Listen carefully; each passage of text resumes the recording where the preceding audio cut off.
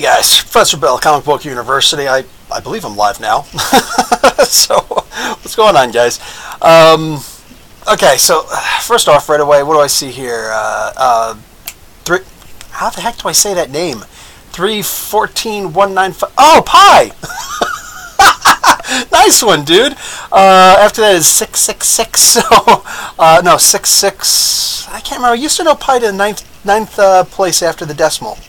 Can't remember now. But anyway, nice. I'm totally digging the name. I dig that. And is that a picture of a pie? Because that would be freaking epic poetic. I love that. Sean, did I notice that Ambush Bug appeared in Man of Steel 2? What are you talking about? Oh, in the comic book. Okay, I was like, the Man of Steel movie didn't come out yet. What are you talking about? Oh, Brian Michael Bendis says, no, I did not notice that. I've got it around here somewhere. What's up, Suzanne? What's up, Joe? What's up, Dick? How's everybody doing? What's going on? It still says there's only one person watching, which is funny. I always like coming on and seeing that when I have the chance to leave this on for a couple minutes and see what's up. I see that sometimes people put down like a like before it actually starts. I'm like, ah! I love that. He was the DJ in the Alien Bar. Oh, that was him. Okay, yeah, the first picture where they're like on the, I guess that's the moon? I don't know. That ending of Man of Steel issue 2 was so wacky, screwed up, freaky, dude. I'm like, I've never done acid. Why am I tripping? Weirdest thing. Oh, hey, a couple things I got over the weekend. Magnum TA. Does anybody remember Magnum TA from back in the day in NWA wrestling? Ah, man. Like, I used to live in Ohio at the time, and Magnum TA was the best. And I know it's weird, but I feel like with his look and everything, like how good he could wrestle, he was just it. He was everything. I think that he could have been a world champion. I think that he could have easily, he was the TV champion, if I remember correctly, for a while. He could have easily gone on to become that Hulk Hogan-like status, or at least close to it, like Ric Flair, like Dusty Rhodes and all that stuff. Love that. So I saw this guy for $10. I'm like, yep, mine. And also, in a dollar store for $4, I found the Stay Puft Marshmallow Man. He actually lights up, which is funny. So, that's that. And as far as comics, I just found, for good prices too, the second ever appearance of Nightwing. This is issue number 416 of Batman. And just a couple issues before that, issue number 414 of Batman. This is actually the first issue of Jim Starlin's run on Batman. And then, of course, later on we would have the fairly epic, what was it called? KG Beast. I did those things last week. Hey, PA Stewart, what's going on? Bill, should Cap grow a beard in the comics so the big three have matching beards? Hey, what's up, Victor? Booda boom. How's everybody doing? Somebody just today asked me if I was Jewish. I guess because of the beard. I took the beads out today. They're here. They're here. I took the beads out. Yeah, I took the beads out before I wanted to take a shower before the podcast, and I did not. But, so, just here's me in all my ripeness. I'm not actually stinky. But anyway, I still want to take a shower. But, and then I'll probably throw the beads right back in. I actually like the beads. I don't know why. I'm silly like that. So, what's going on as of late, my peeps? I'm sure a few people will be happy that Sean s.h.i.e.l.d. has effectively convinced me to start reading Green Arrow. I started with issue number 41. I actually did the review for it 2 nights ago, but I didn't put it out yesterday, and I never put out reviews on a Saturday. I pretty much never put out reviews on a Saturday. I just put out the Spotlight on Story of the week. I put out one of the 2. 10 things about, and they were both about the KG Beast, and then I do the podcast. So tomorrow morning I will put out the thing. I'm looking at the thing right now. The latest Marvel previews. They got a whole bunch of Marvel previews, and I usually do an individual thing right here. No, I did not catch Deadpool 2 this week. I'm sorry, Victor. I need to just go and watch that stupid movie, man. Jeez. Okay, No, I'm not going to be able to do it on Tuesday. Wife is working all day. She's going to take the bus. the whole day. I'm going to have the car so I can go and do the, This Week in Comics. Oh, wow. But anyway, yeah, so I'm just looking at this week's preview. Right in the front, this month's previews, the free comic book that Marvel puts out. They get it for free, so they better put it out for free. What do you call it? Yeah, bang. So they're advertising the return of the Fantastic Four. Digging it. There's going to be a mini-series. We're going to get to it in a moment. Venom, issue number 1. That's an inside cover show. And the full page spread is for Extermination, the new X-Men event that's going to be coming out pretty soon. I'm kind of digging it. I know I usually do this as a video on my own, but or on its own. But unless anybody's got something really cool to talk about, we just talk about what's coming up a little bit later. So anyway, Fantastic. So this is going to be a poster. Yeah, I don't know if I really need a Jack Kirby poster of the Fantastic Four. That's going to be coming out pretty soon. It's like, Professor Bill looks like Astonishing X-Men number 13. The villains will be the Reavers. Okay, I'm digging that, Joe. Extermination Agenda 2.0. Yeah, probably, Dick. It doesn't look like it's going to be... I don't really know what it's going to be. But apparently they're going to exterminate the past, eliminate the future. So, I don't know. They're going to do something... It's going to be Ed Brisson. Alright, so, like, Ed Brisson is a fantastic writer. If you haven't read anything lately, go and check out something by Brisson. He's one of the best right now. In 2 months he's going to be moving to Calgary, so I'm going to try and see if I can't see someplace close that he's going to be at, so that I could actually hang out with him for a couple minutes. Like, the guy's just amazing. And Pepe Larez is going to be doing the art for it. So it's whatever it is, I'm sure it's going to be written really well, but it's going to have something decisive about the original X-Men being sent from the past. So we'll see what's up. They might actually bring back Scott. Who knows?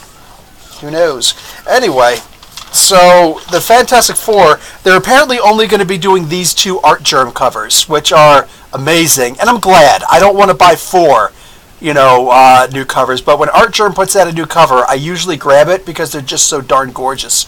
Look at these things. I'm like, look at that. That's amazing. So I'm glad they're not going to be doing one ruin the present. Anyone watch Cloak and Dagger? No, I have not. Darn it! Yeah, I was supposed to do a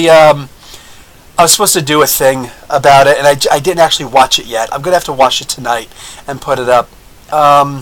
Cloak and Dagger have a pregnant. What? They're pregnant? Hold on now. Suzanne says, Bill, you need to read the new Cloak and Dagger series. The first issue is really solid. It has an intriguing opening, good tension between the characters. You'll like it. Alright, fine. I'm a little bothered that Dennis Hopeless didn't respond to me with even so much as a courteous, yes, sorry, can't do an interview with you. I'm really, really tied up. Like, I didn't even get a response from him, which is a little bit like, dude, come on, man. So I even stopped reviewing his WWE comic book. Nobody else reviews it. So literally, nobody's reviewing his comic as of right now. I didn't do issue 18. I'm a little bit bothered. It's not necessarily a revenge thing, but it's more like I'm a little bit bitter that I was just completely ignored. Is what it is. Anyway, yeah, I will read it though. I'll read that. I know it's a digital only. They shoot 2 episodes of Cloak and Dagger. Yeah, I know. I know they got the first 2 issues. I'm gonna go and check it out. Subam, what's going on, dude? When are Hawkworld, aka Tim and Robert Venditti, going for an interview? Well, I didn't realize that. I'm still kind of new with Twitter, so I didn't actually realize that Robert Venditti was actually attached to that. So, he didn't respond, but he didn't really have any reason to respond.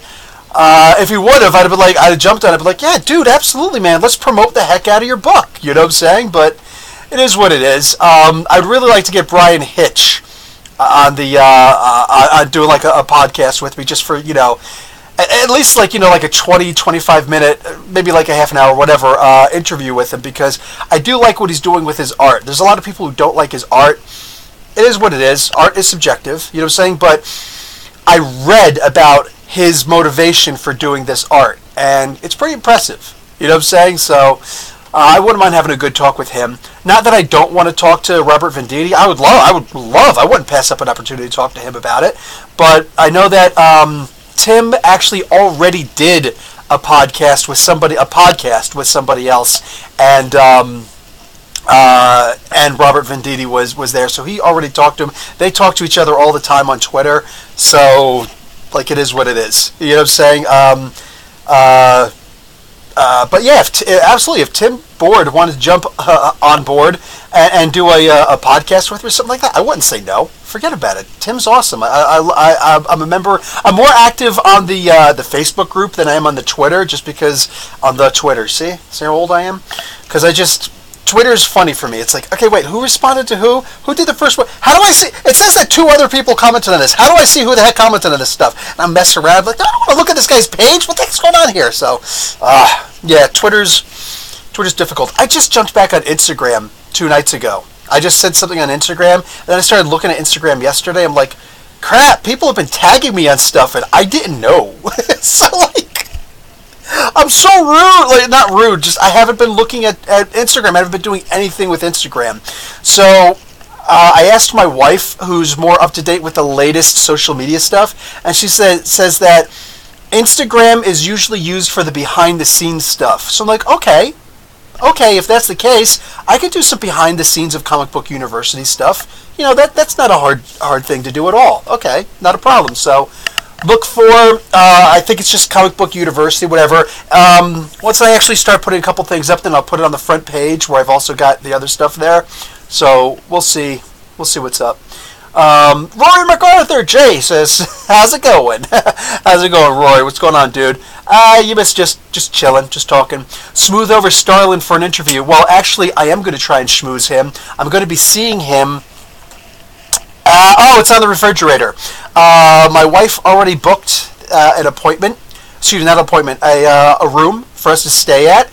I'm going as press, so I actually get a discount at the hotel. That's kind of cool. I'm going to save $100. That's not bad. I'm not going to complain about that. But we're going to stay for a couple nights, and I'm going to go to this very small family-style Comic-Con. According to Gotham Central, Carlos and the crew is going to be there. According to Carlos at my comic book store, it's very informal. Like, it's not huge at all. So I think there's actually only their 3rd one.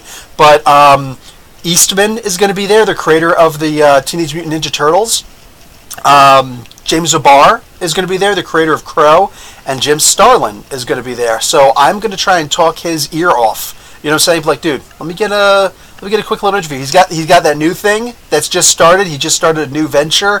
So I'm going to talk to him about that. I'm going to try and talk to him about his run on Batman. Talking to him about I'm going to try and get him to sign my Captain Marvel, Death of Captain Marvel, 1st edition. Oh yes. Really good condition. I'm going to talk his ear off about Thanos and just a couple other things here and there, and just see if he's willing to do an interview with me. I'm not going to bring my cameraman. I'm trying to get my cameraman to help out, but I am going to be doing a thing with Richard Cumley, the creator of Captain Canuck. He is he's kind of like an icon in Canada. Not huge, unfortunately, but I'm going to see if I can't change that. I asked him, and he said it's cool. I'm going to try and do a documentary on him. So I actually got a cameraman who's going to do this stuff for free. He just wants, and of course he's going to get it, all the credentials in the world for having his name attached to a documentary.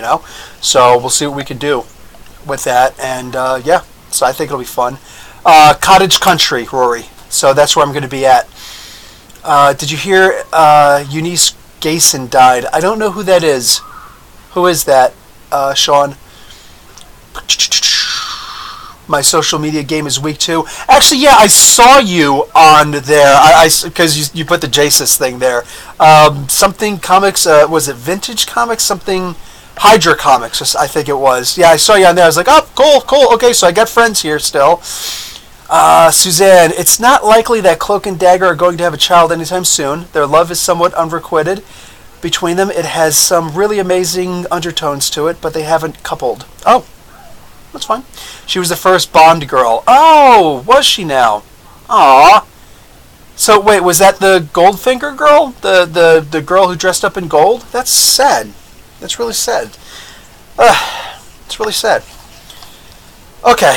So, anyways, with this the Fantastic Four stuff, as we're going, yes, Hydra Comics. I remembered. I got a pretty good memory. So they're also going to be doing 4 Scotty Young covers, which there's apparently going to be 21 covers or something to that effect for the Fantastic Four, which is just asinine to me, dude. Like, why are you going to put out that many covers? That's just ridiculous. So, Erraticus and one of the Minions. Here's a first glimpse of what these characters, these bad guys, look like. They're going to be new villains for the Fantastic Four. We'll see what happens there. R.I.P. Anthony Bourdain also. Yeah, I don't have network television, so I think I've seen one of his episodes. My wife and her mother was like, "Oh, look, he went to this place in Jersey, and he talks about the diners, all the stuff that you talk about." It's like, cool, but I know New Jersey, so I half-heartedly watched it. It was all right. You know, I'm not happy that he died. I don't not care. It's just I never really paid attention to any of that. Lewis just asked me if I can send him a picture of my background where I do my videos.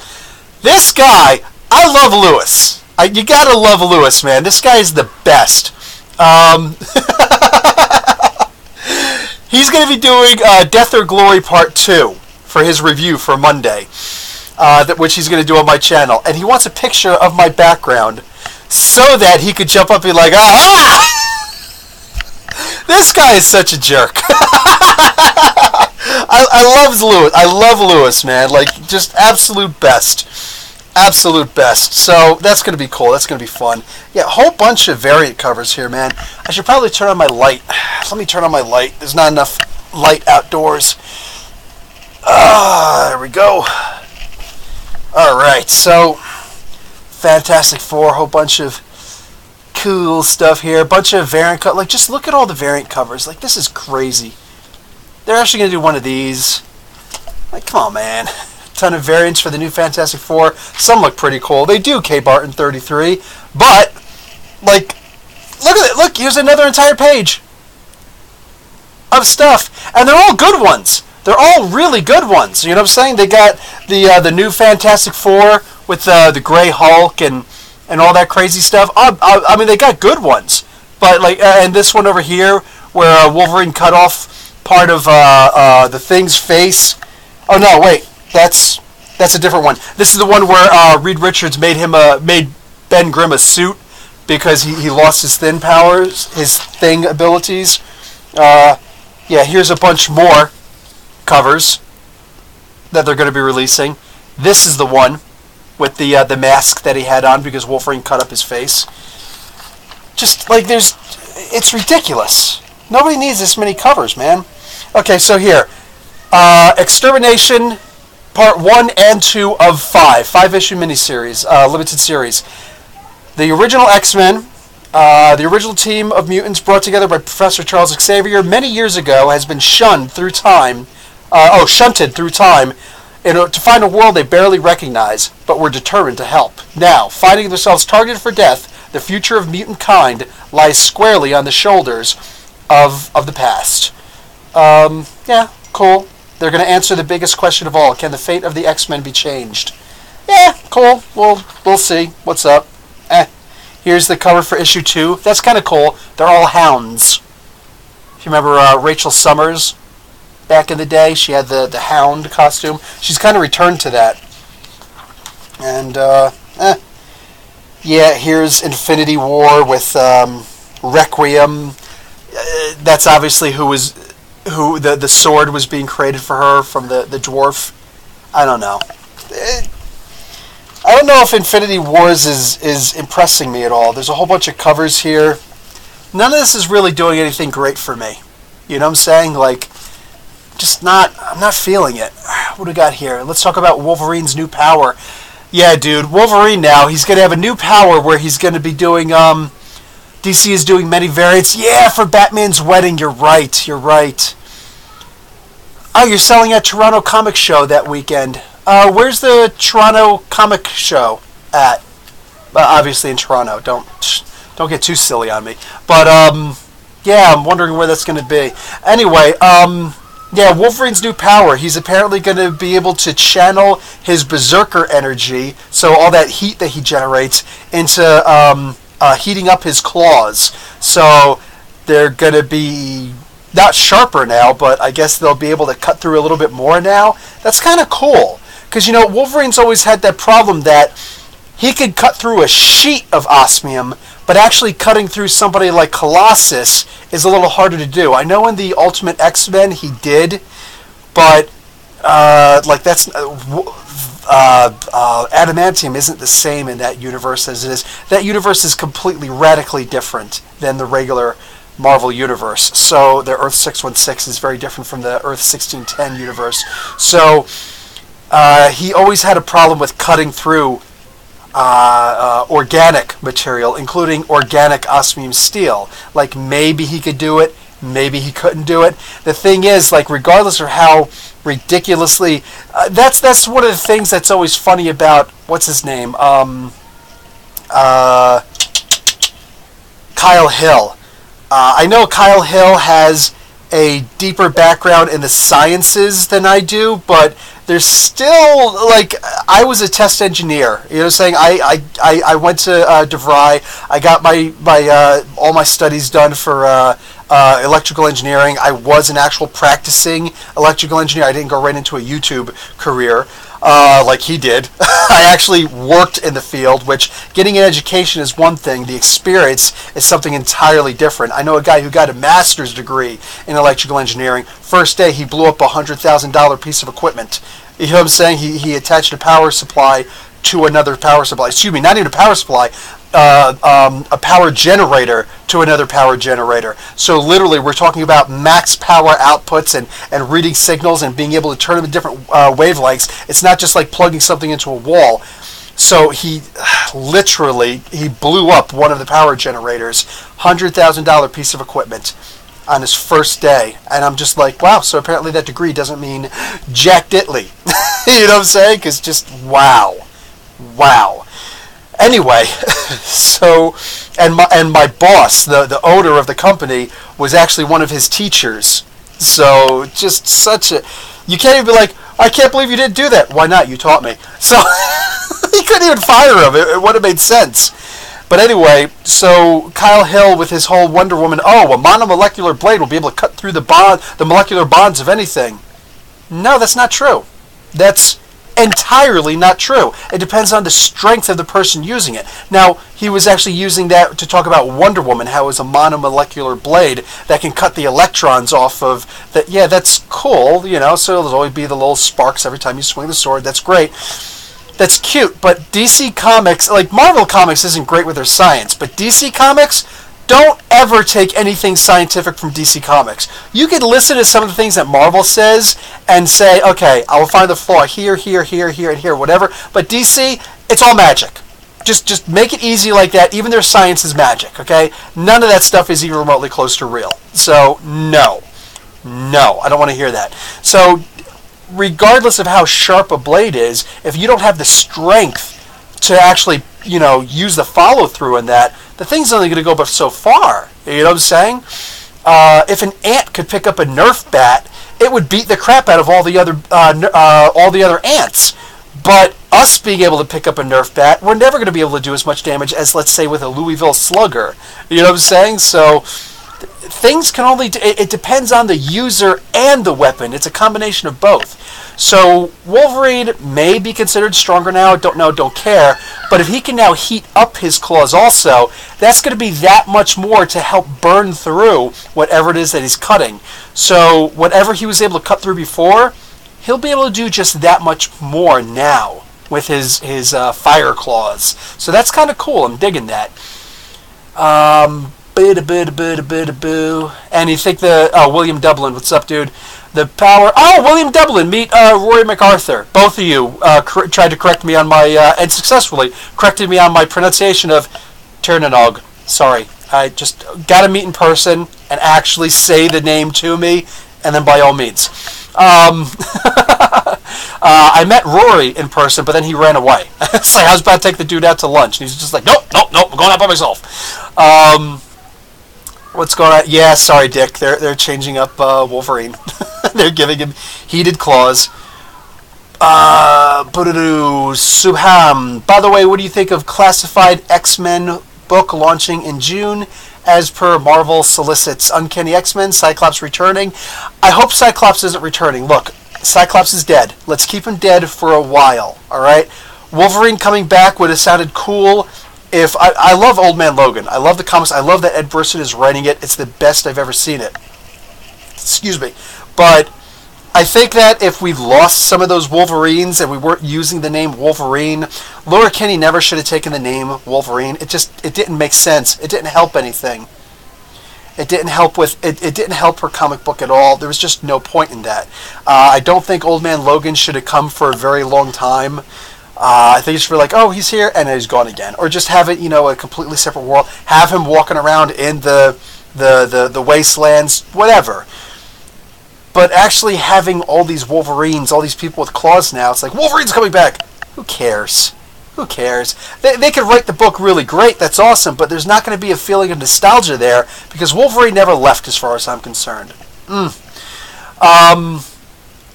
What do we got here? Yeah, I don't know that the power is pointless. We'll see. It's very different. The power is very different, William Dublin. We'll see. What do you think the future holds for Weapon H? Well... Ario Anindito, he's a Marvel artist, and we actually call each other friends. We talk to each other, private messaging and Facebook all the time. Very cool guy.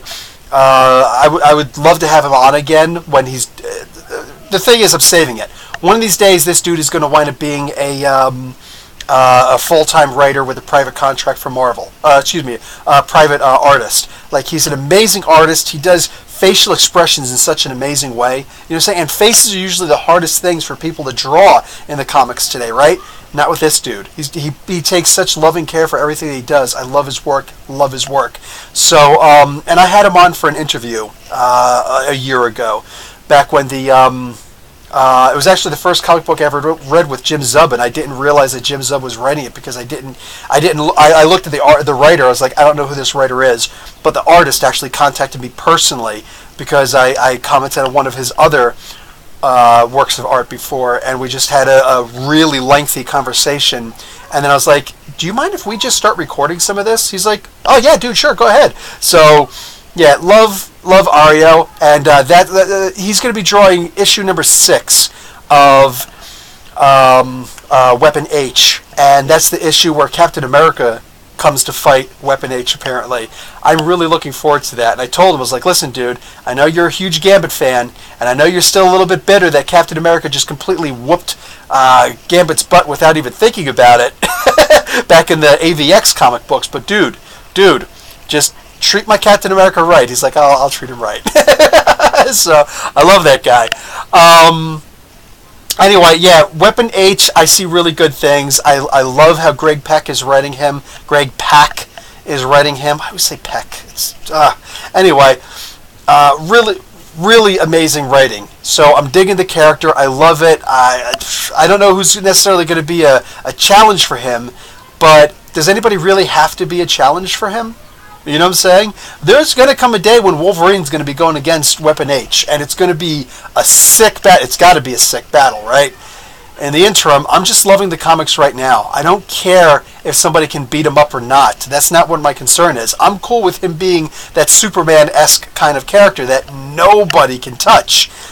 I'm more interested in him trying to, regain his memory. I'm more interested in seeing how he's going to deal with his family that he had to abandon because they're in danger, because he's being hunted.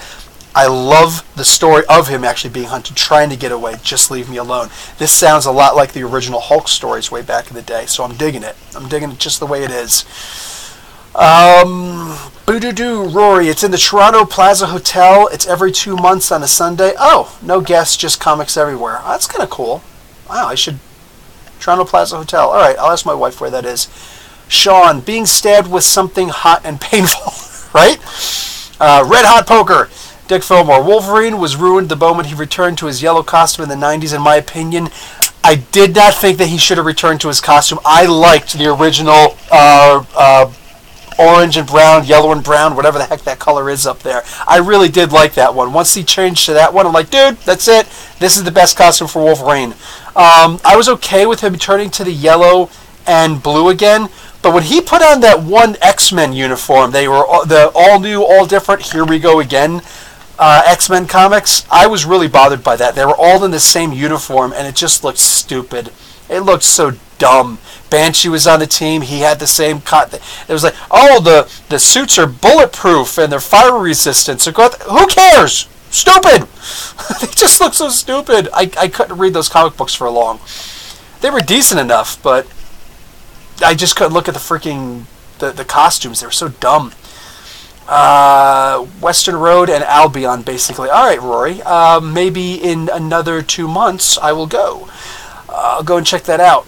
Suzanne McGinnis. Honestly, Wolverine doesn't need new powers. He's a strong enough character without having to dress him up in bows and bells.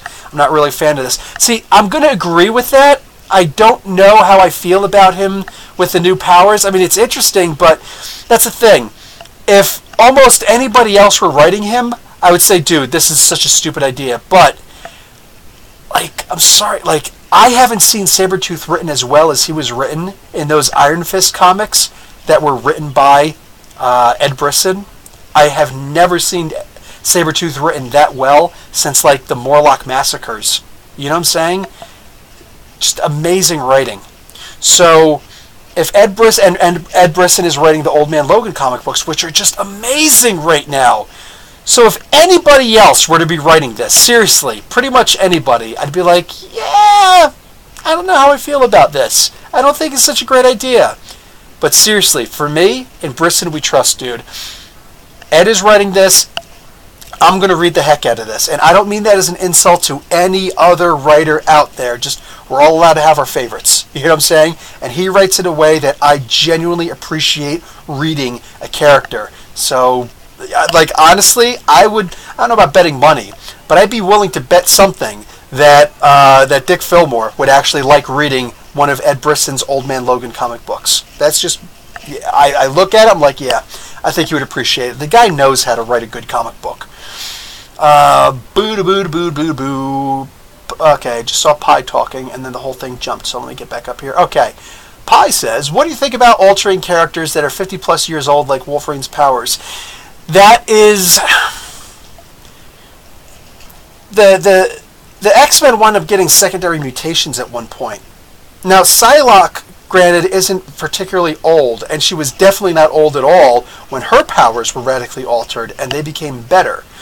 So, as far as changing powers, let's look at it this way. Superman, they changed him to Superman Red and Superman Blue, and that was a big bag of stink.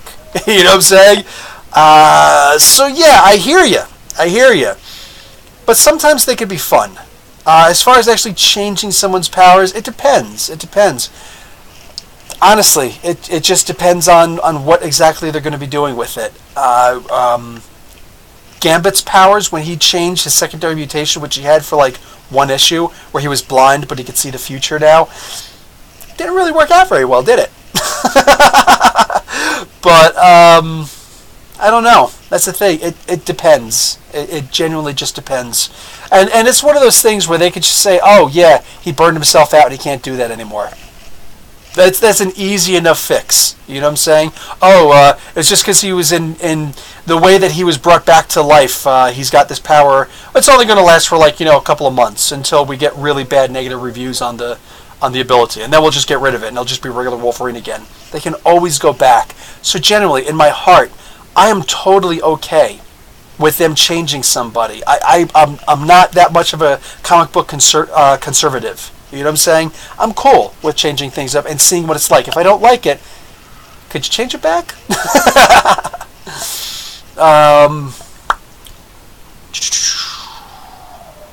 Sean, Bill, is it weird how Nadia in the movies is so different in the comic books?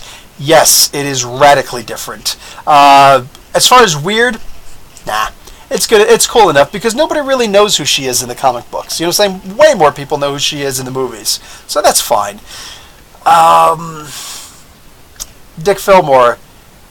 That is a lame ripoff of Silver Samurai in the Wolverine film in a way. No, that's exactly what I was thinking. I'm like, they definitely got inspiration from the film, which was not a very good film. Just I gotta put it out there. I could pick that movie apart. And I think that one of these days I actually will. I think one of these days I actually will sit down and start putting together a couple of old comic book movies and just start picking them apart. Rory, my bad. Didn't know my buddy who brought me was getting hangry. Oh, yeah, no worries, bud. No worries. Next time I see you, we'll hang out. Stop Motion Slime. Hi, how you doing, bud? What's up? Welcome to Comic Book University, where tuition is always free. My wife says I should start saying things like, hey, guys, don't forget to like, subscribe, and hit that little bell icon so you know it's such and such and such. No. No. If you want to do that stuff, cool. If you don't, then you don't want to. More people do it when you tell them to do it. Really? So more people have that slavish mentality? I just don't buy that. I don't buy that. No. If people want to hit and do all that stuff, cool. You know what I'm saying? I told us, like, I might have some fun with it one of these days, and like at the end of a video, be like, okay, guys, there's a whole bunch of crazy coming into the world right now, but I heard that you could be protected if you hit the like button below. Like, I might do something silly like that, but even then, that's not me. That's not me. I put my stuff out there. If you like it, watch it. If you like it a lot and you think other people like it, share it. You know what I'm saying? If you know what I'm saying? Like, if you want to hit the bell icon because you want to see exactly the moment that I come on, especially for the live videos, dude, love you, man. But, like, I love everybody. So it's not really that big of a deal.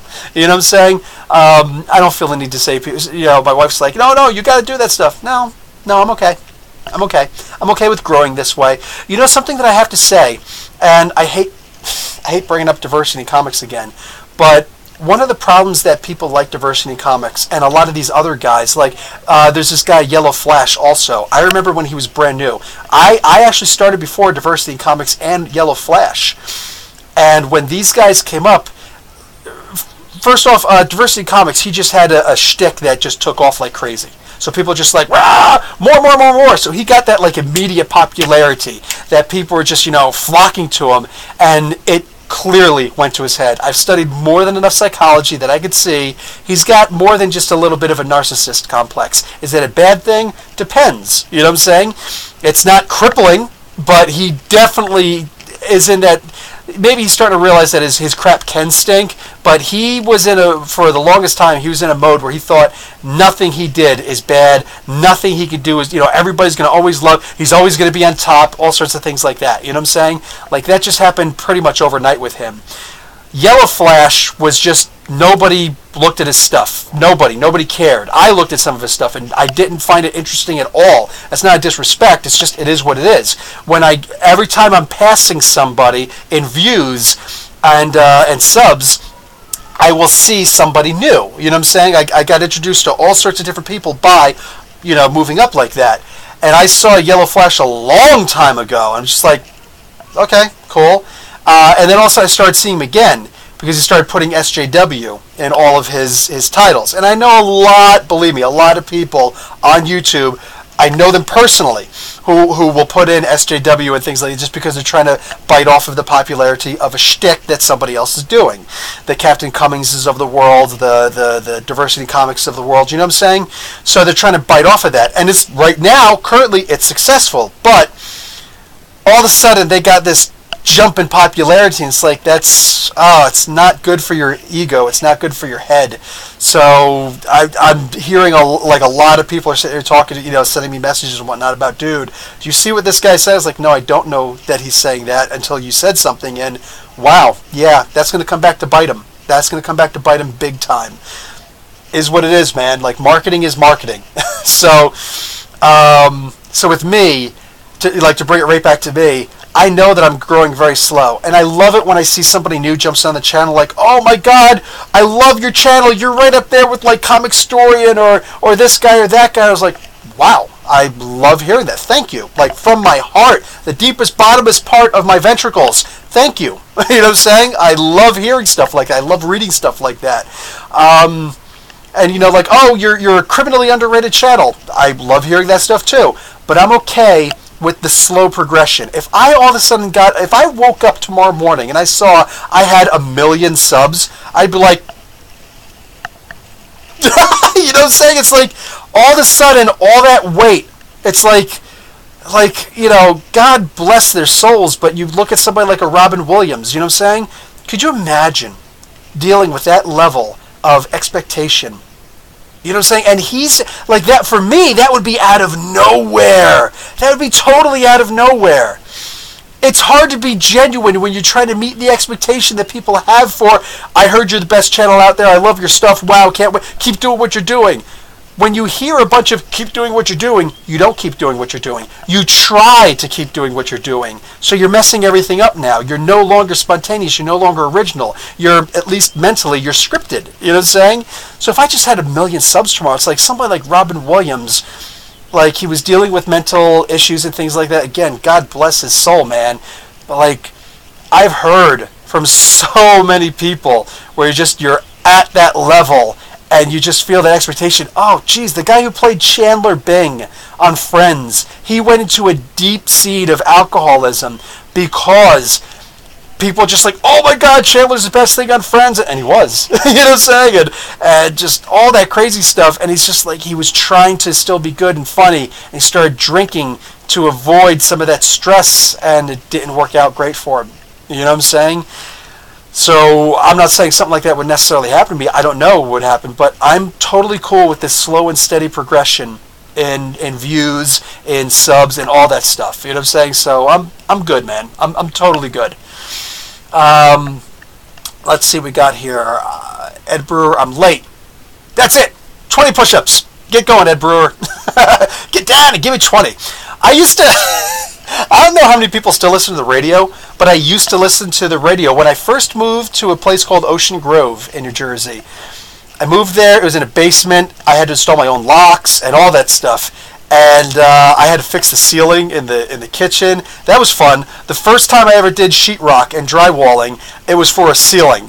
Oh my God, that is freaking hard. You know what I'm saying? Like, doing a wall is so easy compared to a ceiling, and that was my first experience doing it, but I had to do it, otherwise I was going to have a big hole in my ceiling. So, anyway, I moved down there, and, blah, blah, blah, blah. Crap, why did I start talking about that? Oh, they get down and give me 20. I used to listen to the radio while I was working on that stuff. I just cranked the radio up. And at about 8 o'clock every night, I think it was, Get the Lead Out would come on Q104.3. That's a New York station.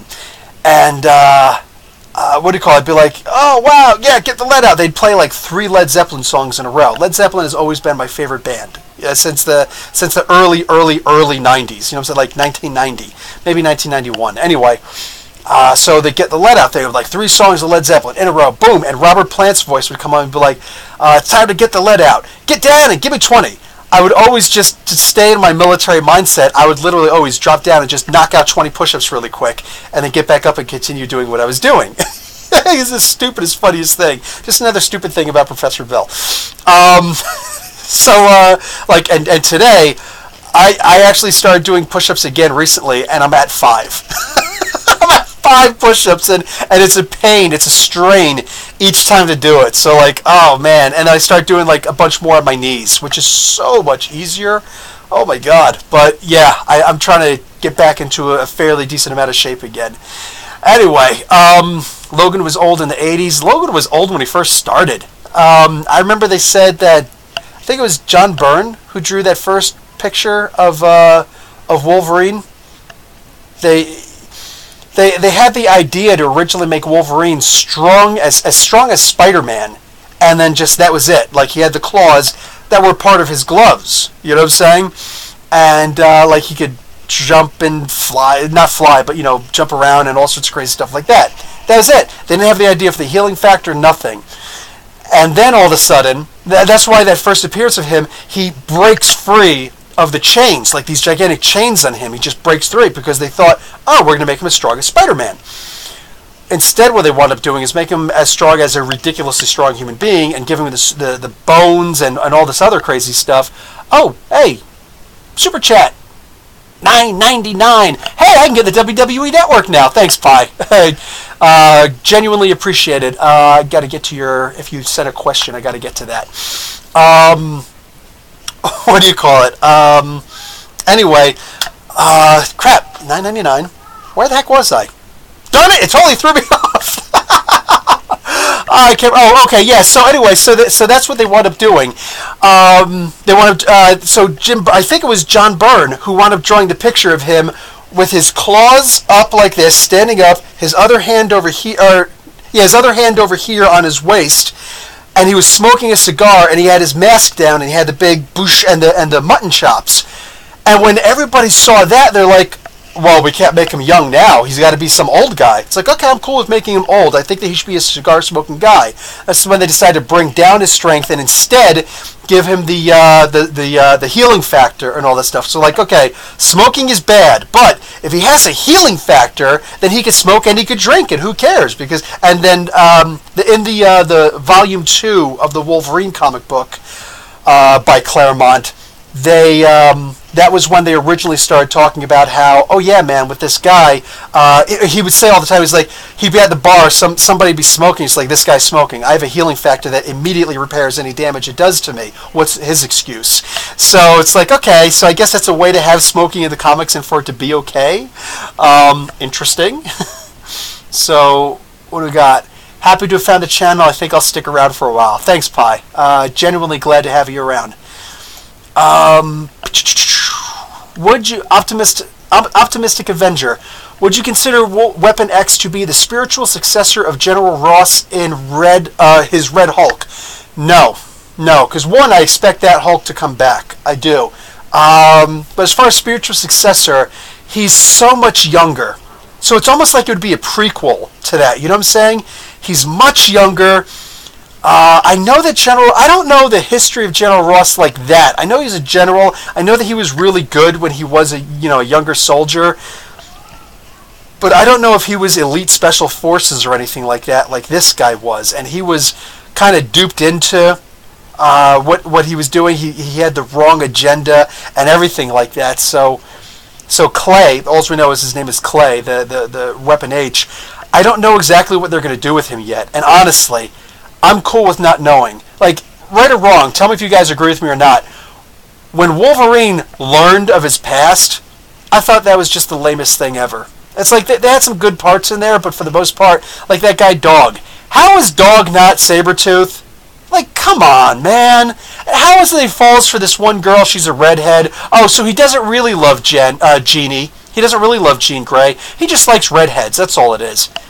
Come on. Like, I thought that was so lame. But literally, like, their excuse for that was, okay, listen, man, the Fox Studios, they're going to actually make a Wolverine, they're going to make an X-Men movie. They're going to give Wolverine an origin, so we got to give Wolverine an origin first. So that's when they did Wolverine Origins. It was okay. I didn't dislike it. But I think that if they would have been able to do it on their own terms without a deadline, I think it would have been better. Personally, you know what I'm saying? I don't know, it is what it is, but I feel like that was just too rushed, and let's just put some things that'll look really cool, as opposed to, you know what I'm saying, exactly the same. So, there's that. Gambit is no match for Cap. No, I agree. Aereo might not agree with you, but I agree. Suzanne, I was completely hyped about Wolvie coming back. Having him back heals the gaping hole in my heart. Mind you, I'm an raving X-Men fan. Every time that somebody talks to me, like I said, I usually remember a good portion of what I'm told or what I read. So, yeah, I've actually noticed that about you, is that you are a huge X-Men fan. You're an X-girl. You're an X-gal. Okay, here you go, Suzanne. If you could have one of the X-Men's powers, I don't care if it's a male or female, which one would it be? Subham. If they can redeem Captain America with Secret Empire, they can also redeem Adult Cyclops due to AVX and the Inhuman Mutant War. They can. Yes, they can. I think the best way to do that is for him to go up and have an actual heart-to-heart with Black Bolt and prove that healing can happen. The X-Men were always something special in that we know that, and if you know the history of Zorn, then you know Shorn, however you're going to pronounce his name. It should, I guess, be Short if you're looking at it from an actual Chinese linguistic mindset, but I think we all pronounce it Zorn in the West, right? Anyway, if you know the history of Zorn, then you know why human beings hate the X-Men, hate mutant kind, you know, why they're racist against them and fear them, right? But for the most part, if you remember, the X-Men weren't necessarily distrustful of the rest of the world. You know, saying you had the elements that were like that, but no, for the most part, it wasn't like that at all. You know, Cyclops wouldn't be like anti-humans. You know, yeah, Emma Frost, sure, but for the most part, I think most of the X-Men, most of the mutants would be like, why are we going to war against the Inhumans? Look, they made a mistake in doing this thing. They don't know that this Terrigen mist is killing us. You know, this Terrigen clouds, there are two of them, are killing us. They don't know that. So let's go and tell them. And I'm sure they'll do the right thing.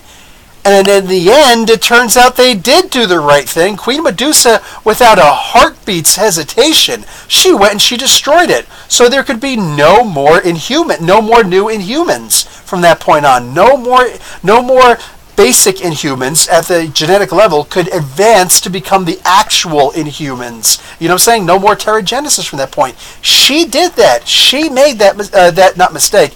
It's kind of a mistake in that the way that she did it, she's now being punished by the Terrigen Mist. You know what I'm saying? That was never explained, but that happened. But she did it without a heartbeat's notice, and she's like, if anybody's going to do it, the Queen of the Inhumans should do it so that nobody else can be blamed for it. I will take the full blame for destroying the Terrigen Mist, so when the Inhumans are upset, they'll come to me about it. Not to, like, if you mutants do it, you're only going to destroy sentiment. You know, when they had Elixir, it was Elixir, right, who jumped through and destroyed the first Terrigen Cloud? Like, why? Since when did the X-Men go around always talking about, oh, we're going to do everything by ourselves, and we're going to do things that people aren't going to like, and we don't trust anybody, and we hate Inhumans? When did that happen? When did that actually start happening? So really bothersome, really troublesome for me. It is what it is. If it's going to make for better storytelling, let's do it. You know what I'm saying? But I'm not really getting that right now. So, yeah, I don't know, man.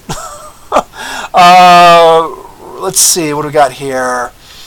So anyway, yeah, Cyclops can be redeemed, Subham, but again, I wanted to stay dead for at least another year, a minimum of another year.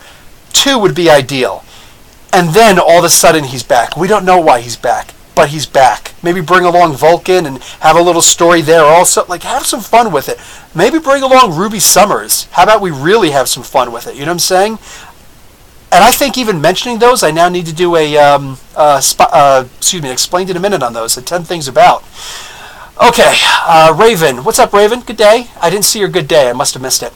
I have 2 ideas for D&D-ize character. Ra's al Ghul and Cliff Steele, Robot Man. Okay, you know what? Yes, good idea. Wow, Robot Man. Robot Man, Warforged. Easy, right? So he'd be my first one. Then Ra's al Ghul afterwards.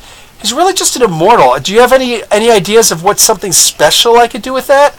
Or are you looking very specifically for me D&D-izing the Lazarus Pit? Because that would be something interesting. And anybody who doesn't know what Raven and I are talking about, on the channel called Nerdarchy, they're a much bigger channel than me, for now. I do plan on overshadowing them at one point. No, seriously, I'm not joking. And Dave has actually talked about it too. He's like, at one point you're going to be bigger than us because the stuff that you're doing is going to, like, it's going to overlap everything that we do. So, and I love that he says that. Like, it's hearing Dave say things like I respect Dave. I genuinely do in my heart. I respect Dave. So when he says things like that, that's the kind of thing that if ever I need motivation to keep going, if ever I think, is this really worth it? I think about those words that Dave said to me, where it's like, all right, dude, yeah, keep going. You know what I'm saying? Like, yeah, those words have actually gotten me ahead. Whether he meant them or not, I'm sure he did. He's a very genuine person. But anyway, Nerdarchy is a channel that mostly talks about Dungeons and Dragons 5th edition.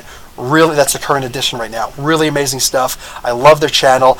I'm always, for the most part, always into live shows. I never talk. I said like one thing today because somebody was talking about using Batman in a Waterdeep campaign, but for the most part I just sit and watch, and or not even watch. I'll just listen as I'm working, as I'm doing something else. But anyway, yeah, tell me what you want me to do with Ra's al Ghul, because I would love to do Ra's al Ghul. Cryptid. What's up, Cryptid? I love your Google Hangouts, dude. I love your Google Hangout chat. Your what's it called? The Google Plus. I love your Google Plus channel. I look at it most of the time, but when BoomTube is talking, he's usually like an extremist, so I'll usually like shy away from that stuff. But I love whenever you're posting stuff. I want to see Maverick one day meet Weapon H talking about his time as the Hulk. Okay, you are really pulling out of the goldfish right now. The goldfish bowl, dude. That is awesome. That would be good. Suzanne. Nobody should really be a challenge for Cap. He's the heart of America. He's the heart of the world, in my opinion. That character should come out on top. I mean, he should struggle, yes, but in the end, he needs to triumph to show that good wins. I can agree for the most part. Yeah, it's hard for Captain America to lose. Like, when Captain America loses something, it's like, dude, we lost as humanity. You know what I'm saying? As a species, we lost. You know what I'm saying? So, yeah, loves that. Edward, Cap was my guy as a kid. Him and Spidey. You can't go wrong with Cap, man. William, I can see Weapon H and the Hulk fighting later on. Yes, but right now, the Hulk comic books, oh my god. I know that Al Ewing. I didn't know that Al Ewing is blocking people. He's doing block bots, apparently. I heard 3 people telling me so far, dude, he's blocked me, so I don't know what he's saying. It's like, well, I'm not going to, like, report to you on what the guy's saying, but I don't know, he mostly just advertises his stuff. And I know that I put out a thing on Tuesday. His was the first book, the Immortal Hulk book, or the first book I read. And I was like, oh my god, this is insanely good. This is like my body is shaking. This is so good right now that I had to put out a tweet. I never, ever, ever do that. But I was like, listen, no spoilers, and the review comes out at 3 o'clock in the morning. But it's like, 9, 10 o'clock at night on Tuesday right now. I gotta say, got my advanced copy, read the heck out of it. Damn, this is really good. And I did tag him. I got, what was the response? I got a like. He didn't retweet it. I don't necessarily need the retweet, but I feel like he should have. Like, why wouldn't you go and retweet an amazing, a compliment about how amazing the book is, And he retweets other people, but whatever. I don't care. You know what I'm saying? I just had to put out there for whomever that, hey, this is really awesome. In the meantime, CB Cebulski retweeted it, so that was cool. Then for him, I'm like, well, why didn't he just comment? And if I got a comment, I'm wondering, well, how come he didn't come over and shake my hand? It's always something. Give an inch, take a mile, right? But like all joking aside, yeah, I literally, like, that book was so amazing. So in my opinion, no, I want the Immortal Hulk to exist in a vacuum. I don't want Captain America showing up. I don't want Spider-Man showing up. I don't want Punisher showing up. I don't want anybody showing up. I don't want any crossover battles. I want this to stay like this for at least a year. This book is so amazing. If you guys haven't gotten it, you're wrong.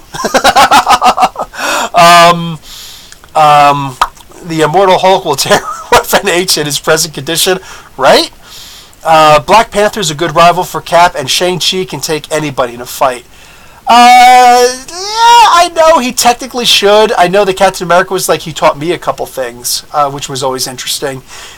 Shang-Chi is amazing. Shang-Chi absolutely is amazing. But remember, he just doesn't have that physicality on the level that Captain America does. And he will get tired. So all Captain America has to do is stay on defense for about 3 hours or so. Eventually, Shang-Chi will start to slow up. And that's when Cap, who can fight for 24 hours straight without breaking a sweat, yeah, that's when Cap suddenly overtakes him. That's a thing. C.A. Who the heck is C.A.? S. Who the heck is S? Darn it. All the way down, all the way down. Come on, go all the way down.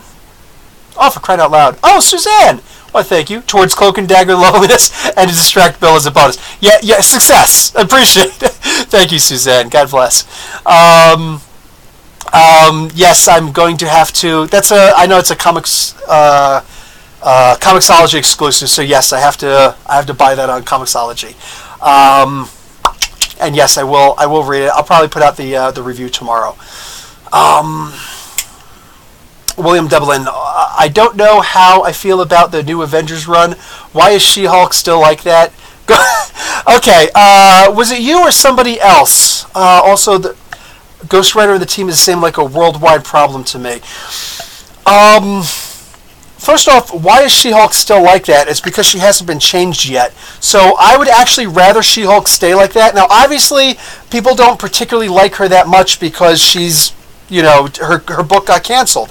I read the first arc, and while the first 2 or 3 issues I was in love with, by the end of the arc, I'm like, I'm struggling to read this. And I couldn't read the 7th issue. Like, it was just so horrible. And people got on, and they were upset at me for saying I'm going to drop in things like, I'm sorry, but I'm not digging it.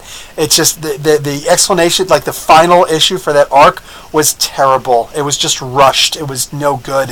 It should have been so much better, especially since the previous 2 issues dragged so much. For the last issue to rush, what the heck is going on here? So it's almost like they were like running a whole bunch of other comic books and then came out and was like, oh, let me finish my She-Hulk really quick. Deadline's tomorrow.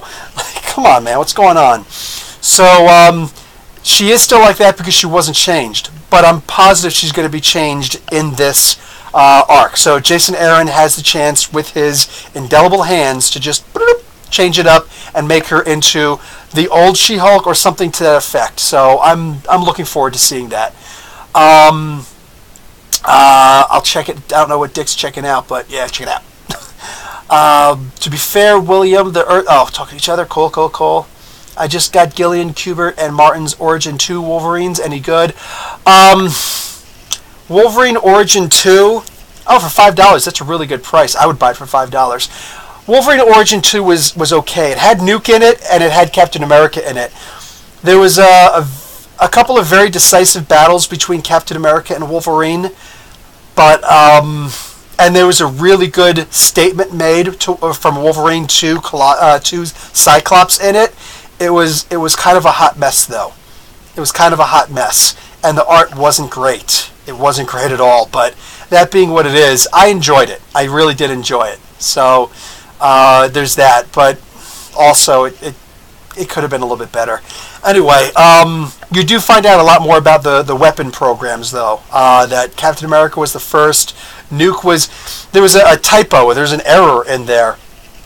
Excuse me. They said that... I'll tell you when the error is. Captain America was was technically considered Weapon 1. You know what I'm saying? Wolverine is Weapon X. Once they got to Wolverine, they realized, you know what? The Weapon 1 program is the ideal program. We're always going to try and make somebody like Captain America. We're always going to try and do the Super Soldier program. The thing is, the mutants are something else entirely. So mutants with a healing factor, we should start trying to find mutants with healing factors specifically and start trying to model after what happened with Weapon X, Weapon 10 instead. So the mistake was said that Nuke was modeled after Wolverine. But that's impossible because Nuke was Weapon 7.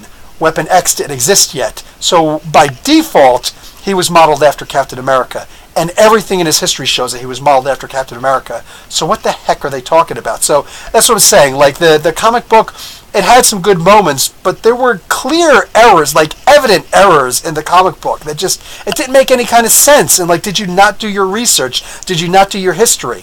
Nuke is Weapon 7. There was no Wolverine. There was no Weapon X. No Weapon 10 at that point. Let's see. So, so those are characters that just seem to have gone balls deep so far. Check out Wolverine Unrated Cut. So much better. And better than Logan, in my opinion. The Unrated Cut, I'm going to have to find that. I don't know if I read that or not. Maybe there's a different name that I read it under. Well, where'd they go? Oh, well, William, they're talking there. Boom, ba-boom, ba-boom. Hey, man, you got to get a donation link.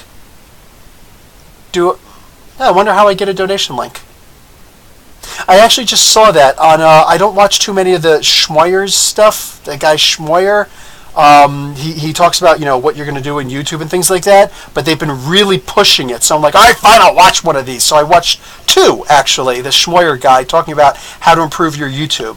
And kind of good, but they're all just doing like tricks and things like to get ahead. And like I said, I'm not interested in doing tricks to get ahead. If I ever do reach 1 million subscribers, it'll be because literally I'm like my channel is being passed around like a good joint. And I don't actually smoke weed, but that's what they said. That's what Robert Plant said about the Led Zeppelin albums. He's like, dude, man, Led Zeppelin is underground. The Beatles go mainstream. We're not mainstream. We're underground. We're passed around like a good joint amongst friends. And I was like, yeah, that's how I want Comic Book University to be. So, put me on the edge of a roach clip, darn it. The classroom is getting too big. Oh, it's getting big. Don't say it's too big, Edward. Jeez. I was here at just over 900. But were you here when it was just over 9,000? Oh, I got to do a 9,000-ish episode when that ever comes out. Yeah, and we're like 100 away from 5,000. That's awesome. This time last year, I was just over 200. I was at 211, if I'm remembering. Actually, that was August of last year, so I'm not even there yet. Yeah, that was just, I don't know, that was just whatever it was. And a year before that, it was 12. It was 12. I remember this stuff, dude. We need more students. We should recruit. Somebody suggested doing a sticker, and my wife actually slapped me in the shoulder like, I told you! You should do, like, Comic Book University, class of 2018, and stuff like that. I'm like, okay? Ow! I used to. My wife is the only person I know who loves Friends more than I do. That old TV show. I've only watched all the episodes like once. She's watched them multiple times. I bought her our first anniversary present. I bought her the all 10 seasons on DVD, and boom, she loved it. So she just boop, boop, boop, boop, and then she stopped watching once they come on Netflix. It's like, I don't have to change CDs. I could just hit next. Are you still there? Yes, I am. So that and Star Trek Voyager, she loves those. She also likes Reba, which is interesting. But anyway, yeah, so I remember whenever somebody would hit Ross, he'd be like, ow, I bruised like a peach. I always say that. Optimistic Avenger. Not very optimistic if you're retracting messages. Joe Fisher. Professor Bill. Also, I forget, did I hear you say Galactus is said to be Silver Surfer? Yes. In the latest issue, I think it's issue number 4 of Countdown to Infinity War.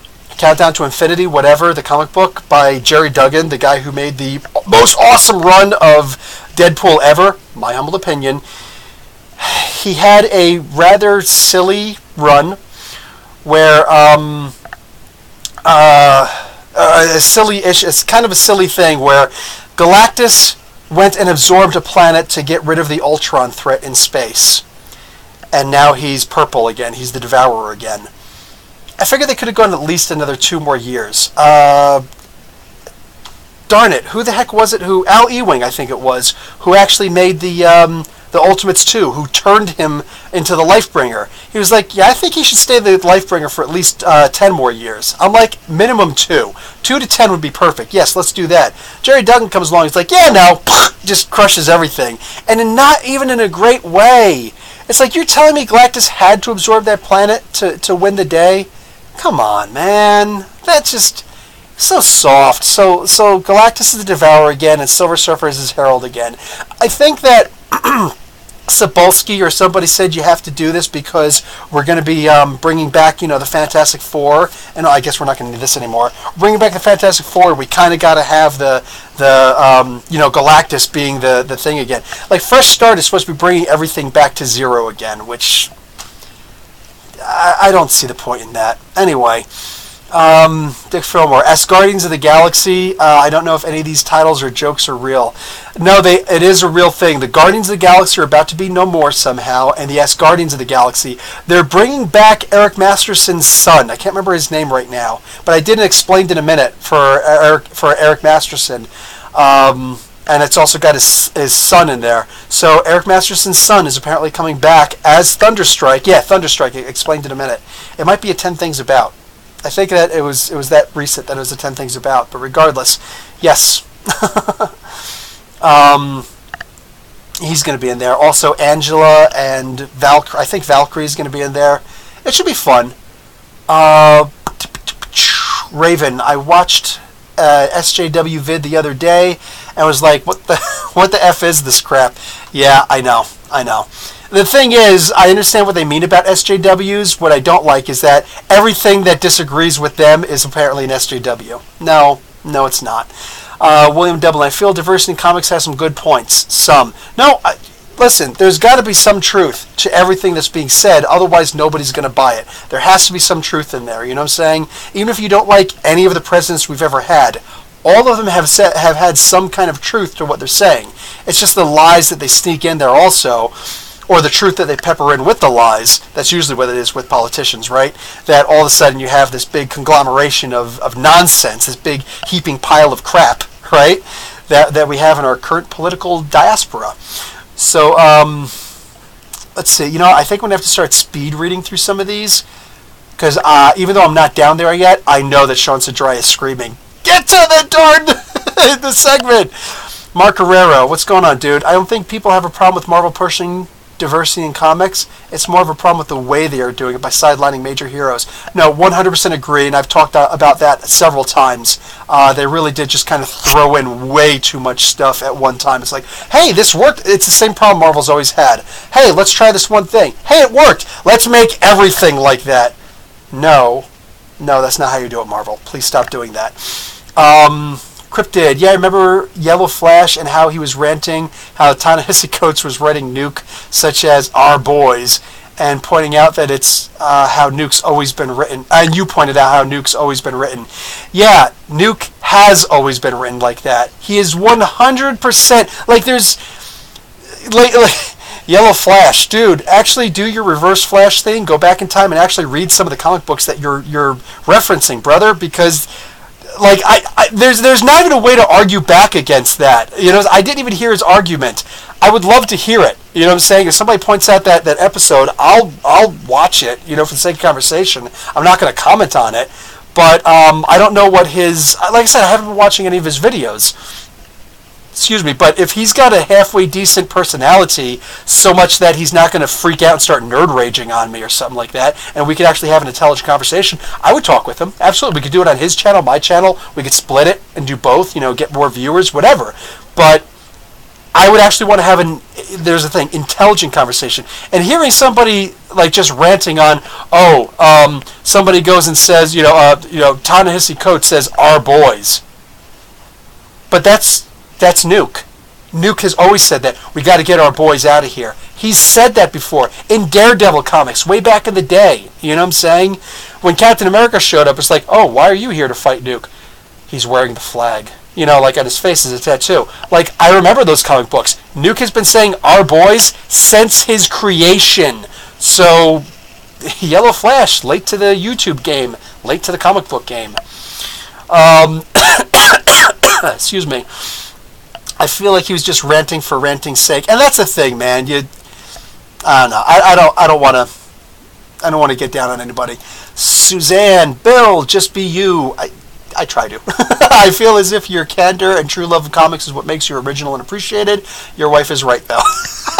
The wife is always right, even when she's wrong. She's right, right? Spam, I listened to the radio last decade. You see what I'm saying? That's what I'm talking about. It's like, I got all my favorite songs on this playlist, man. Let's just put it on shuffle and let's just listen to that. Who's your favorite comic book war hero? Mark Guerrero. My favorite is the Black Hawks. Ooh, nice one. I think I remember you saying that once before, and I guess I'm going to have to do a spotlight on story on that one of these days, even if it's going to be hard to do a 10 things about. I could do about all the Black Hawks instead of just one of them. But a spotlight on story sounds about right. So, you know what? Let me see if I could do that. As far as my favorite war hero, Captain America, dude. Loves me some Captain America. Is Logan older than 200 years old? Yes, Logan was in the Revolutionary War. Oh, Def Rocker, what's going on? Haven't seen you in a while. Yes, Logan was actually fighting in the Revolutionary War. So, yeah. Yeah, he is older than 200 years old. Logan is 150 technically. 17? No, he's much older than that. But then again, it depends if you're talking about like how you're looking at it. Wolverine's one of those characters who they could just keep him that old. The Thing came out before Logan did, right? But originally, the Thing, Ben Grimm, he fought in World War II as a fighter pilot. But they had to retcon that, so he fought in the Gulf War as a fighter pilot. You know what I'm saying? So that's more of a sliding time scale. DC does crises every 5 years and just says, oh, we're rebooting everything. And then Marvel does a sliding time scale.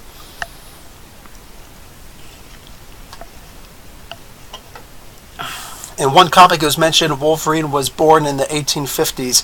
Yes, but that was that gets retconned. That's the soft retcons all the time. Now, Revolutionary War. My 616 rewrite has Logan being born in 1837. Love to read it. Love to read it. Logan's muscles heal much faster, and he should be exactly, William. That's something that I remember, like back when I was younger, and I was actually in the weight room all the time. I was in the weight room for track and field, so I wasn't about trying to bulk up. You know what I'm saying? I started doing powerlifting much later in my life, and I stopped when I moved to Saudi. There was nothing to lift that was heavy anymore, and the gyms were just way too ridiculous, way too out of the way. But I remember when I was in the weight room, actually, working on improving my legs and improving my shot put and my discus. That so a lot of hips and all that stuff, a lot of core strength. That Wolverine, if he burns muscle, then he should heal that stuff back immediately. So he could just do like 1,000 push-ups in a day and 1,000 pull-ups and then another 1,000 chin-ups, just something like that. 500 and 500 if you want to, and then and then in a couple of minutes, okay, I'm ready to go again. His fatigue poisons should be gone and everything, so he could just keep on going. That guy should be ridiculously strong. And in the comics, he's said to be able to bench press approximately 400 pounds. So that's fitting. And that's, at resting. That's resting. Sean, that's why I don't like Jean with Wolverine, because he's just hung up on Rosa, plus it's forced. Yeah. Suzanne, yes, I agree. The mystery was what made him more layered as a character. Oh, we're really far back. Okay, let me skip ahead a little bit. Let me see if I'm missing somebody who just joined the channel or just joined the chat. I don't think so. I hope I'm not missing anybody. I'm sorry. Oh, Tyree Biggs, what's up? Love your channel. Keep up the good work. Thank you, Tyree. I love hearing stuff like that. Okay, there's that. Let's start. Crap, it is really far along. Nurture Doug. Damn, no notification. What's up, Professor? What's up, Nurture Doug? What's funny is I no longer get your notifications. And no, not just Doug. Everybody. I don't get notifications anymore. I would always get, I was going to show you. You know what they look like. I always used to get the little notifications, and it would be like a 50-50 shot to see if I got somebody's notifications. Every so often, I'll go through the whatever it's called, the community, the chat section, and see who has commented on something that I completely ignored. And I'll see things from like months ago. I'll be like, crap, that was actually a good comment too. Okay, I'm going to comment on this. But sorry, I didn't see this, just now seeing this, bang. You know what I'm saying? Because I love to be able to comment on everything if I can. Not everything is easy to comment to. Like when somebody says, hey man, love your channel, keep up the good work. Like I'll just put a heart there, like thank you man, I love the comment. I want to say things like thanks, but like since it's typing, it's always so hard to just do it. It's like I wonder how they're going to take it because they're not hearing my voice. Understand, whenever I say thanks, I'm always like, dude, thank you. You know what I'm saying? Like from my heart. But if you don't know me like that, if you don't see my live cast and you don't watch enough of my videos, you might see me say thanks and just think, really, that's all I get is a thanks?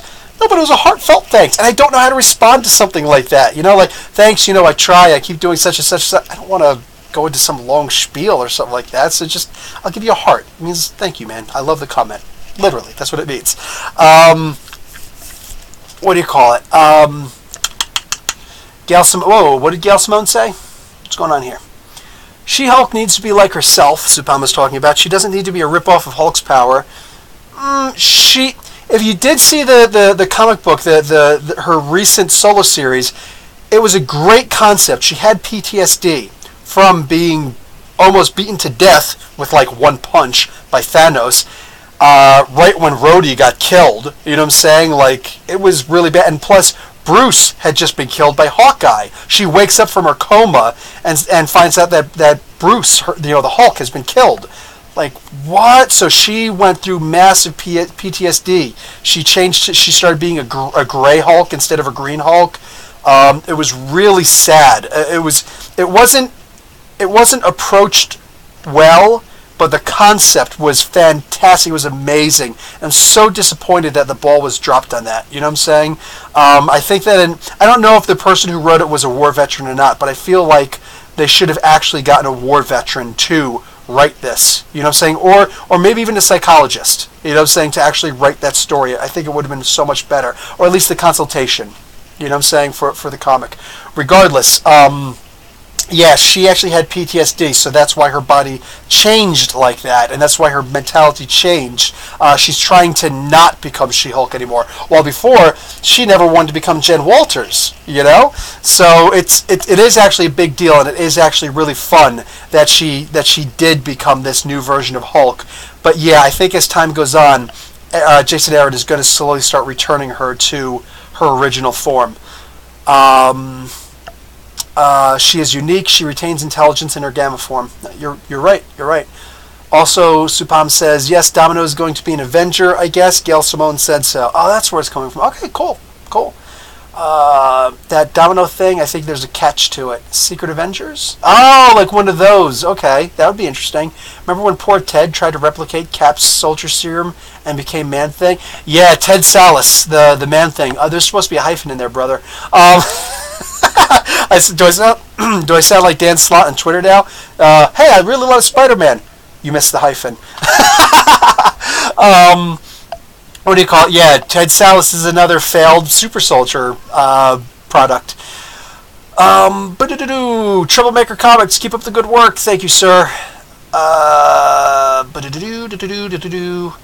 Okay, this dude works his butt off. It's awesome to see your channel grow. Thank you, Doug. And yes, I do appreciate the what is it? The observation that yeah, I do try to work my butt off. Red Black Cane, what's going on, man? You made it. Yeah, not sending all that stuff you said, plus YouTube not sending notifications. But hey, at least your phone works this week, so that's awesome. Sean, thank you. Kevin Masterson, I appreciate it. So Eric Masterson's son, Kevin Masterson. My boy Throg is back.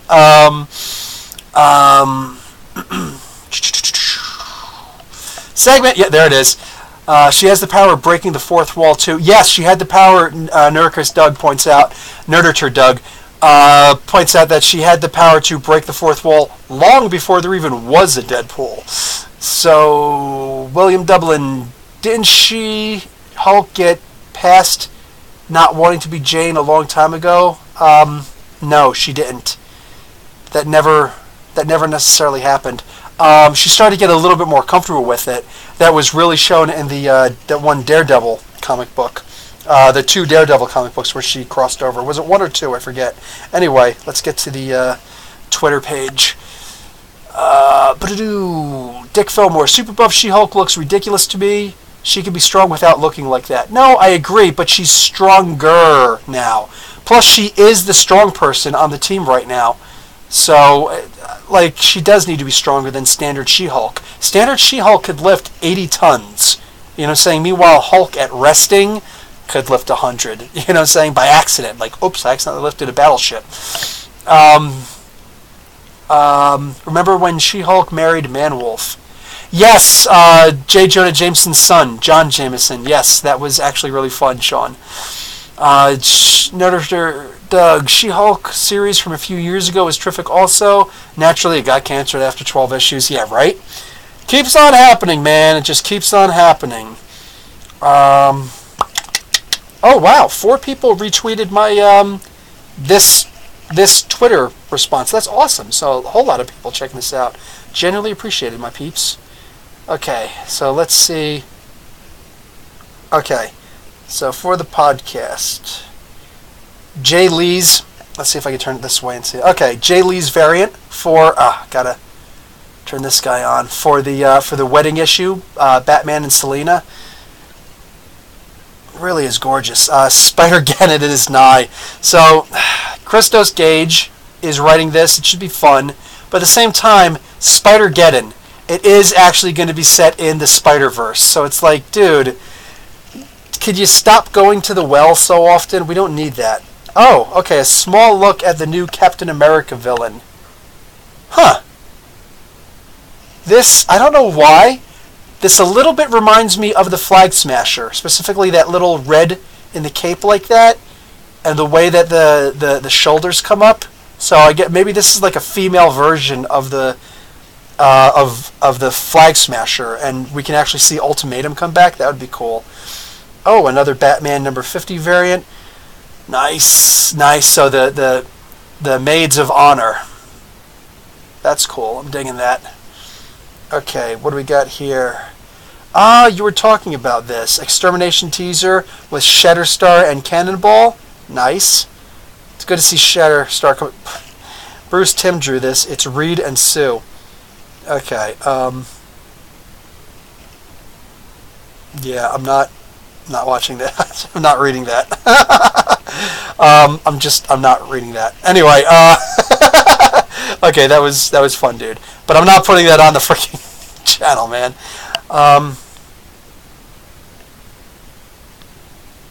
Oh, okay. Sorry. Walter Simonson was actually talking on Twitter, and he almost never does. So he's just saying that his wife, Louise Simonson, that she got to watch Big Hero 6. Anyway, okay, so what the frick? Are you kidding me? Okay, bang. Okay, here, Dick Fillmore. Judge me by my size, do you? Red Black Cane 2099. Does Punisher have PTSD or has it under control? I don't know about under control. It depends on the writer, but yes, absolutely, he's suffered a lot. But especially when we're looking back at like Garth Ennis writing a lot of his origin stories, specifically in the Nam, we see that he kind of always had it under control. So did he ever really have PTSD? Like, maybe it's there, but he's always been the stoic type. You know what I'm saying? He'll just like he'll brush it off. I can see him having a nightmare. You know what I'm saying? I'm pretty sure they've actually done that before. Where he'll wake up and have a nightmare and then just be like, nope, weakness, and then just move on, you know? They haven't been really treating Punisher the right way in a lot of the other comics lately. You can check out Punisher Explained in a minute, but I've pointed out a few times before how Punisher always had a very regimented lifestyle. He would never sleep during the same hours twice in a row. You know what I'm saying? He would always sleep at varying times so as to make sure he avoids a habit. And he would always eat healthy food whenever he had a chance. Lately, I've been seeing like, oh, the Punisher will just stop off for the latest, you know, like Jack in the Box or whatever. And it's like, dude, no. I think the Punisher would rather starve than eat that, you know, put that stuff in his body. You know what I'm saying? Like, that's just not the way that he is. He would never do that. What's my Facebook page? Comic Book University on Facebook. Let me actually go there. And let me actually send you the group bookmark. Get in there. Bang, there you go. That's me on Facebook. I think you can also see it on the front page. But yeah, go there. You're going to need to apply. One of us will approve you, and then boom, feel free to post away.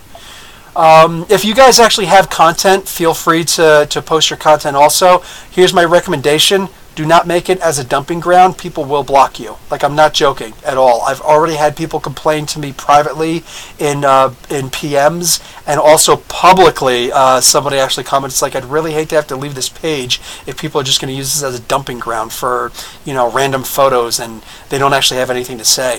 If you want to post a cool photo of something comic book style, dude, absolutely, but give me like your interpretation of it, or give it, you know, like why you're posting it, or, you know, like if it's a preview about something, say like, oh, preview of the upcoming blah blah blah, scheduled to release such and such by so and so, you know, art by so and such, you know. If you want to post like a cool video or something like that, by all means, post a cool video. If you want to post your own stuff, be engaging. Don't just, hey guys, make sure you check out my channel because such and such and such. This is social media. It's not television. You know what I'm saying? So when you're watching network television and you see that your favorite TV show or the TV show that you're watching fades away to commercials, you know that everything is coming up as a commercial. So it's like, you know, oh, it's Slices of Dice, it's Serenades. How many people remember that commercial? Oh, 1-800-MATTRES. And leave off the last S for savings. Yeah, I'm old. So where's the beef, right? I fall and I can't get up. All that stuff. Oh my God, it's been ingrained in my head. But when you're going to post something, nobody knows if it's just going to be a commercial for something. And if you're just posting something as a commercial, hey guys, come to my channel, blah, blah, blah, blah, you're likely to wind up getting yourself blocked. You know what I'm saying? Not by me, because I don't really care. You know what I'm saying? But people are going to look at your stuff, and you might literally have one shot at this. So if you post something, it's just, hey guys, make sure you check out my channel because blah, blah, blah, blah, blah, blah. You should be doing that stuff in your video. As far as what you're posting, post your video and say, hey, I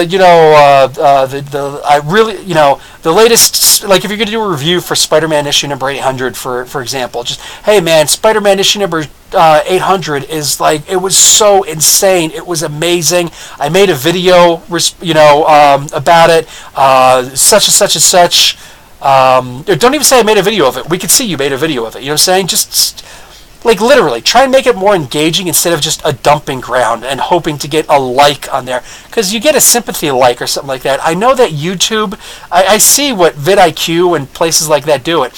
When YouTube goes and says something like, oh, make sure you post it on YouTube and get at least one like. Getting that like doesn't mean that your search engine is going to expand. No, vidIQ doesn't know what they're talking about. I'd rather not post anything on Facebook if it's going to be like that. You know what I'm saying? If you just make if you just use a channel as a dumping ground for your videos and things like that, your links to your videos, people aren't stupid. They know what you're doing. And it's like, yeah, I don't need this. We don't see the fade out and all of a sudden here comes a commercial. We just kind of get, oh, commercial. It's like, oh, okay, I don't want to even see what this guy's posting at this point. You know what I'm saying? So literally, make it engaging. Actually talk. If you need to make a paragraph, make a freaking paragraph or two. Talk about it. And then also, give us a reason to actually click on the video and commit to looking at a video. And then it's your job on the video to say, hey guys, if you like what you saw, check out this, that, and the other thing, or do like I do, and just assume that they understand that. You know what I'm saying? I know that YouTube says things like, make sure you say, look at this, and this, and this, and this, and this.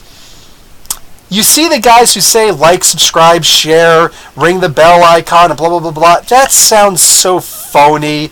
It's the thing that everybody says. So I don't care if they say, oh, you're more likely to get engagement if people do that. I completely disagree. And if you do get somebody who's going to click on it and like, okay, fine, I'll sub because you said sub. Cool. You're never going to get them to come back to your channel again. You know what I'm saying? Like, good luck getting them to come back to your channel. Look at the number of views I have and the people who sub to my channel. I don't care about subs. You know what I'm saying? Subs don't concern me. Views is what concerns me. Views is how I make money. You know what I'm saying? When people actually watch my videos and they watch the whatever advertisement there is and things like that. That's how I actually get paid. That is how, people actually watching the entirety of a video that I do. That is how the algorithm is actually affected. I can have 1 billion subs and 4 views.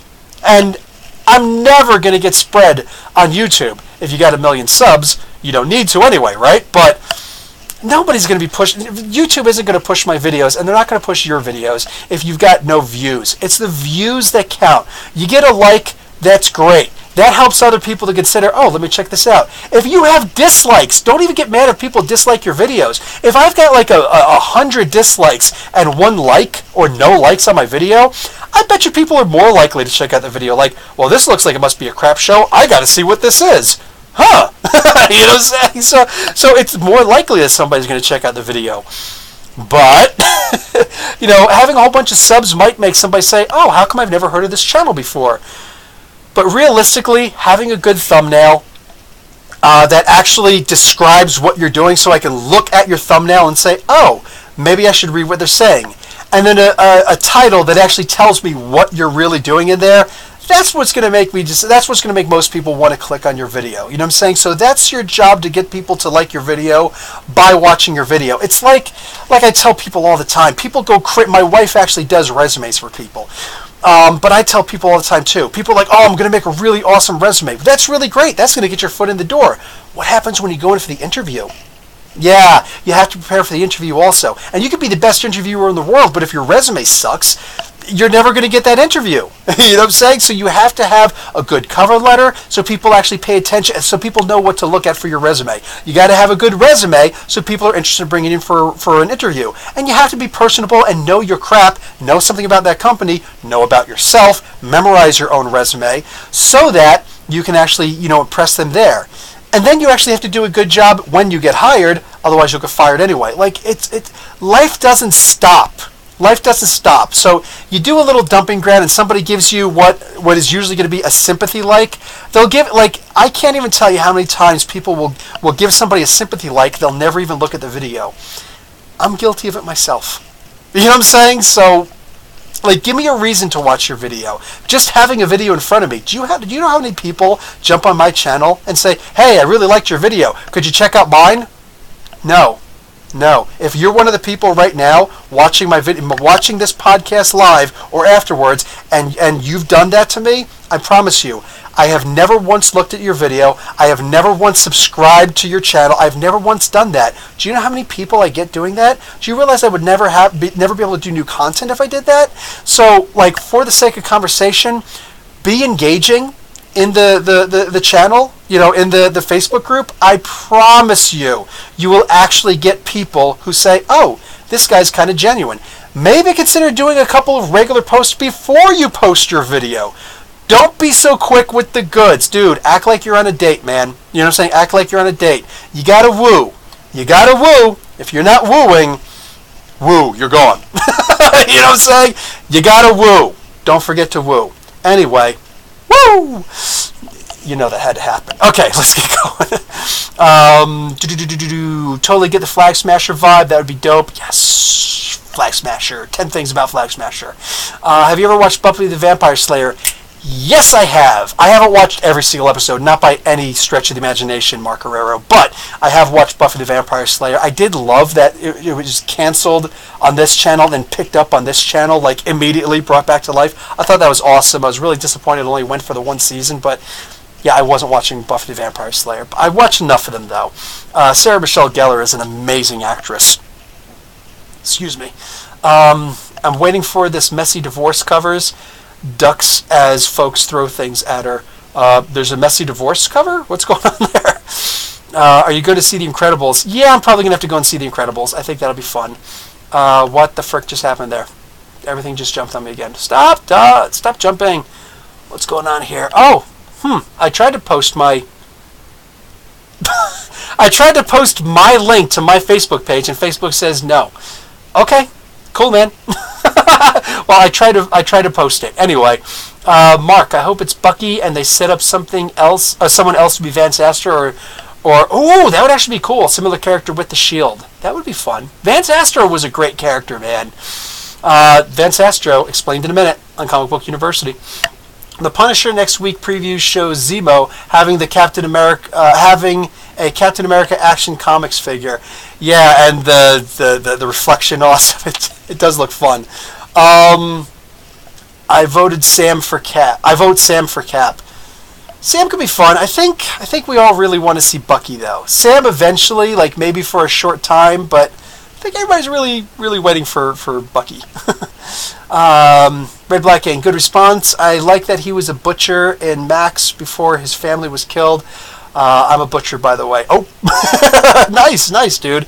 It's actually one of those dying professions. The other day, I was sharpening our big chopping knife, and my wife never actually saw me doing it. I've actually got one of the the long cutters and everything. I'm just and I do it all the time, but like I'm usually home all the time. I work from home and I do this and I watch the kids. You know what I'm saying? She's the one who actually goes out to a place to work. Like, deal with that. So she came home a little bit early. I think it was Friday night, and I was sharpening up the knives as she came home. She's like, "What is that noise?" She came in. She's like, "Oh my God, I didn't know you could do that." I was like, "We've been getting it for about a decade now," and like, really? So that was funny. Dick Fillmore, standing ovation for Bill. Where's the Beef is still my favorite. They should make a Deathlock Netflix or MCU movie. I wonder if that would be good as Netflix. You know what? If they just did a season 1, and even if it was just 8 episodes long, I think it could be really fun. I think it'd be really fun because that is one of those tragic characters. But but the thing is, they already did it on what do you call it, on Agents of S.h.i.e.l.d. But there's been more than one Deathlock, so they could always just do a different version of Deathlock. Why not? Can you review more Deadpool comics? Pat, what's going on, dude? Dude, I'm afraid of getting Deadpool burnout. You know what I'm saying? Like, they do so many Deadpool comics, and I'm really afraid of getting burnout, man. I did Old Man Logan versus Deadpool, and I did not like it. There were some really good parts in there, but overall, I didn't like it, and that one really killed me. You know what I'm saying? I am going to review some things like Deadpool versus the Punisher. I am going to do... did they have Deadpool versus Hawkeye? I think they did. I'm going to do that also in like Saturday episode spotlights on stories. I will do that. But as far as just regular running series right now, Deadpool, I'm sorry, Pat. I don't think I can do that. That's going to be a lot. I'm sorry, Dave. I can't let you do that. Who knows where that movie's from? Who knows what line that movie's from? I know, besides Dick Fillmore. I know he knows it. But Raven, Luke Cage is on this month on Netflix. Ooh, what's the date on that, dude? I still haven't finished watching Jessica Jones. I just watched another episode earlier this week. I started watching something on prisoner reform on Netflix, and it's so bad. Wow, like a horrifying thing. I'm planning on studying law, not this September, but next September. I'm planning on studying Canadian law. Yes, I'm actually planning on actively planning and plotting to go to law school to become a lawyer here in Canada. It's true. It's true. It's damn true. So watching something like that, it's like, I don't really want to go into criminal law, but oh man, people need criminal lawyers so bad. Oh man. Like, I'm not going to do it in the United States though. I almost feel like the United States is almost beyond hope at this point, man. Like, oh wow. And we still have this undying love for I'll see you later, Pi. Have a good one, brother. I still have, like, I was a police explorer when I was a kid, and I know that people still have this trust in law, which is so funny because we never trust our government, but we still love law enforcement. And it's like, there are people who are abusing the system, and dude, I know there are good cops.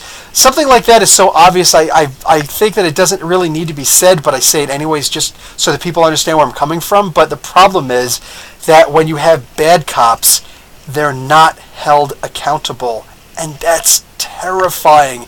And we actually have a similar problem here in Canada.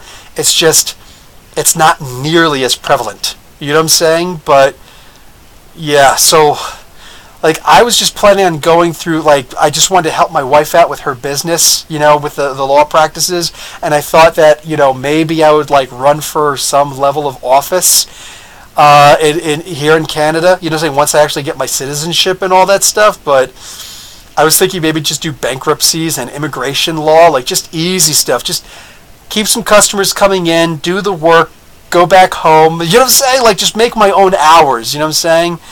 But then I see, like, I see movies like that. I can't remember what the name of the movie is, but what do you call it? Matthew Cook is narrating it, and Danny Trejo is narrating it. A bunch of people like that. So it's hard. With the RZA and Busta Rhymes do spots on it, segments in there. Anyway, it's pretty good. I definitely recommend it. I got to watch the rest of it tonight with the wife. She was just like attached to watching it. Yes, June 22nd, and I think Agents of S.h.i.e.l.d. will be put on Netflix too. It is going to have to be. I know that next year we're waiting for just 13 episodes. It'll probably be the final season of Agents of S.h.i.e.l.d. Looking forward to seeing it. I definitely want to see something to do with Moon Knight, or a series, or a movie. No, I don't want a movie. I want an actual series. I want an actual television series.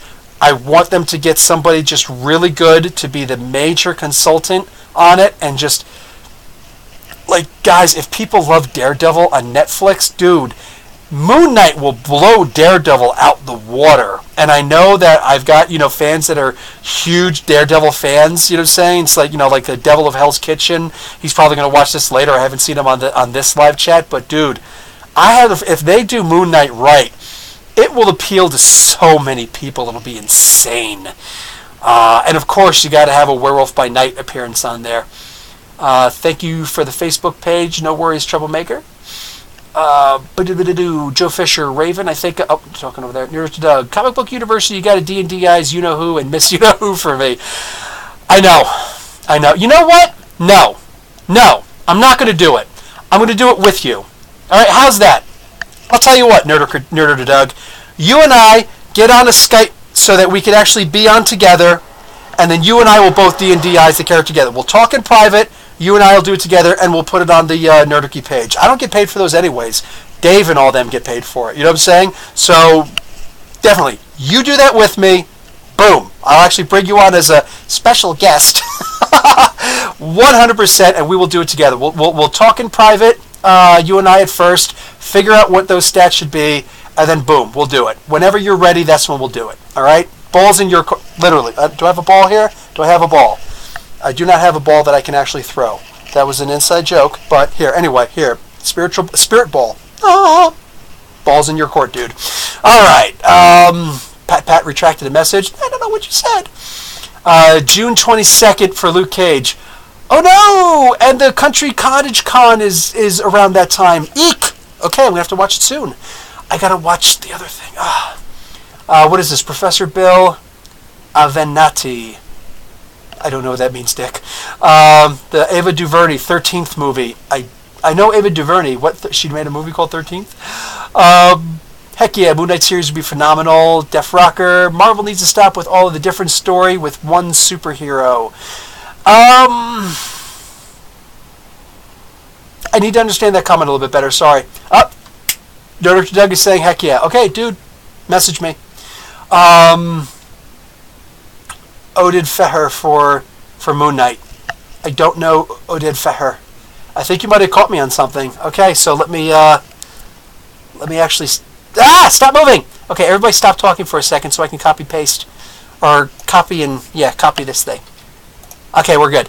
Avanti is Stormy Daniels' badass lawyer. Oh, you know what? I don't watch that nonsense on TV, and if you watch it and you're attracted to it, that's cool. But like me, I'm too busy looking at all the crazy stuff that's going on behind the scenes or paying attention to the Stormy Daniels nonsense. You know what I'm saying? Like, dude, she got it on with Donald Trump. That's on you, man. Like, and afterwards, paid for this and paid for that, and hush money this, and I don't care, man. It's two people having relations. I don't care. You know what I'm saying? That stuff doesn't concern me. What I want to see is freaking, like, what's going on. I want to see network television actually talk about what's really going on in the world. All these crazy deals that are happening that are, people talk about, it's destroying the middle class. I got news for you, brother. I got news for you. There's no such thing as a middle class in the United States anymore. It doesn't exist. Because if you bought your house on credit with a mortgage or whatever, you're not middle class. And you don't own your house. The bank does. You know what I'm saying? So, like, for the most part, there is no more middle class. And that includes Canada, too. Like, this is just it's a talking point for politicians, man. There is no such thing as a middle class at this point. You're either poor or you're in the top 1%. And there are various levels of poor. But what used to count as middle class does not exist anymore. Woman with working 2 full-time jobs with a crappy car that breaks down every other month, literally, talking to me years ago about, I'm part of the middle class. You live in an apartment, you got a crappy car, you work 2 full-time jobs in retail. No, you're not middle class. Sorry, I don't even need to know what you make. You know? Anyway, Avanetti literally made lawyers cool again in America. All right, maybe I'll check out some of his stuff. I like looking at what the Supreme Court judges say. That's always impressive to me. Mummy 2. What? What's going on? Oh, whoa. What's going on? Somebody just said, which comic should I start collecting right now? Brother, I need to know a little bit more about who you are. Talk to me more about who you are, about what you like and things like that. I'll give you recommendations. A lot of people here can give you recommendations. Absolutely. Go and check out the Facebook page, dude. Like, ask, what kind of comics should I be collecting right now? Talk about what you like. Talk about you. You'll get more than just me giving you recommendations. And how to collect. Suzanne, I think that Def Rocker means that he wants the superhero storylines to be more streamlined, not have them just randomly appear in comics.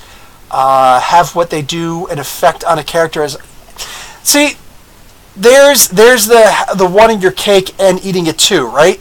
Because people want things that are actually going to stick with characters, right? But then the second that you do something like, oh, we just changed Wolverine's powers. No, go back to the way it was. And it's like, oh, Wolverine's just the same old boring Wolverine. What's going on?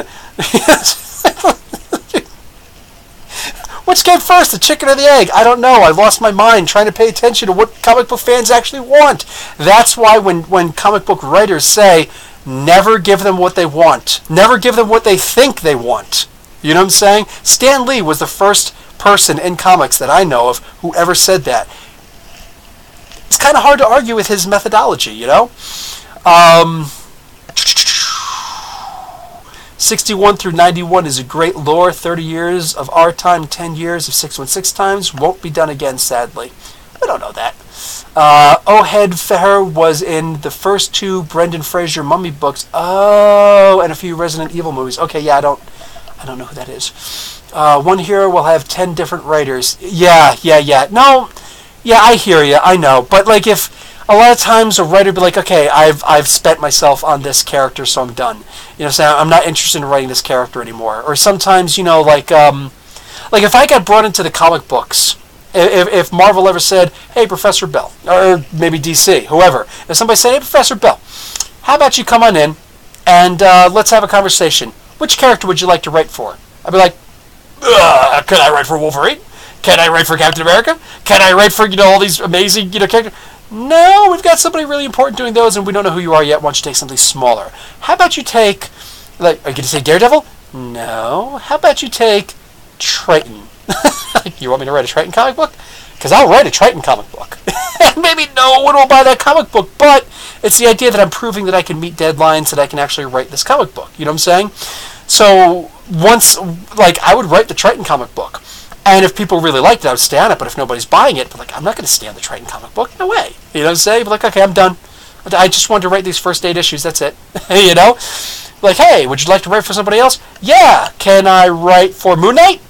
Yeah, you can write for Moon Knight. Okay, bye Triton. And I'm jumping on Moon Knight. You know, like, I would do that in a heartbeat. You know what I'm saying? And people are always trying to move up, you know, different tiers. So, yeah, I understand why people would bounce around like that, you know?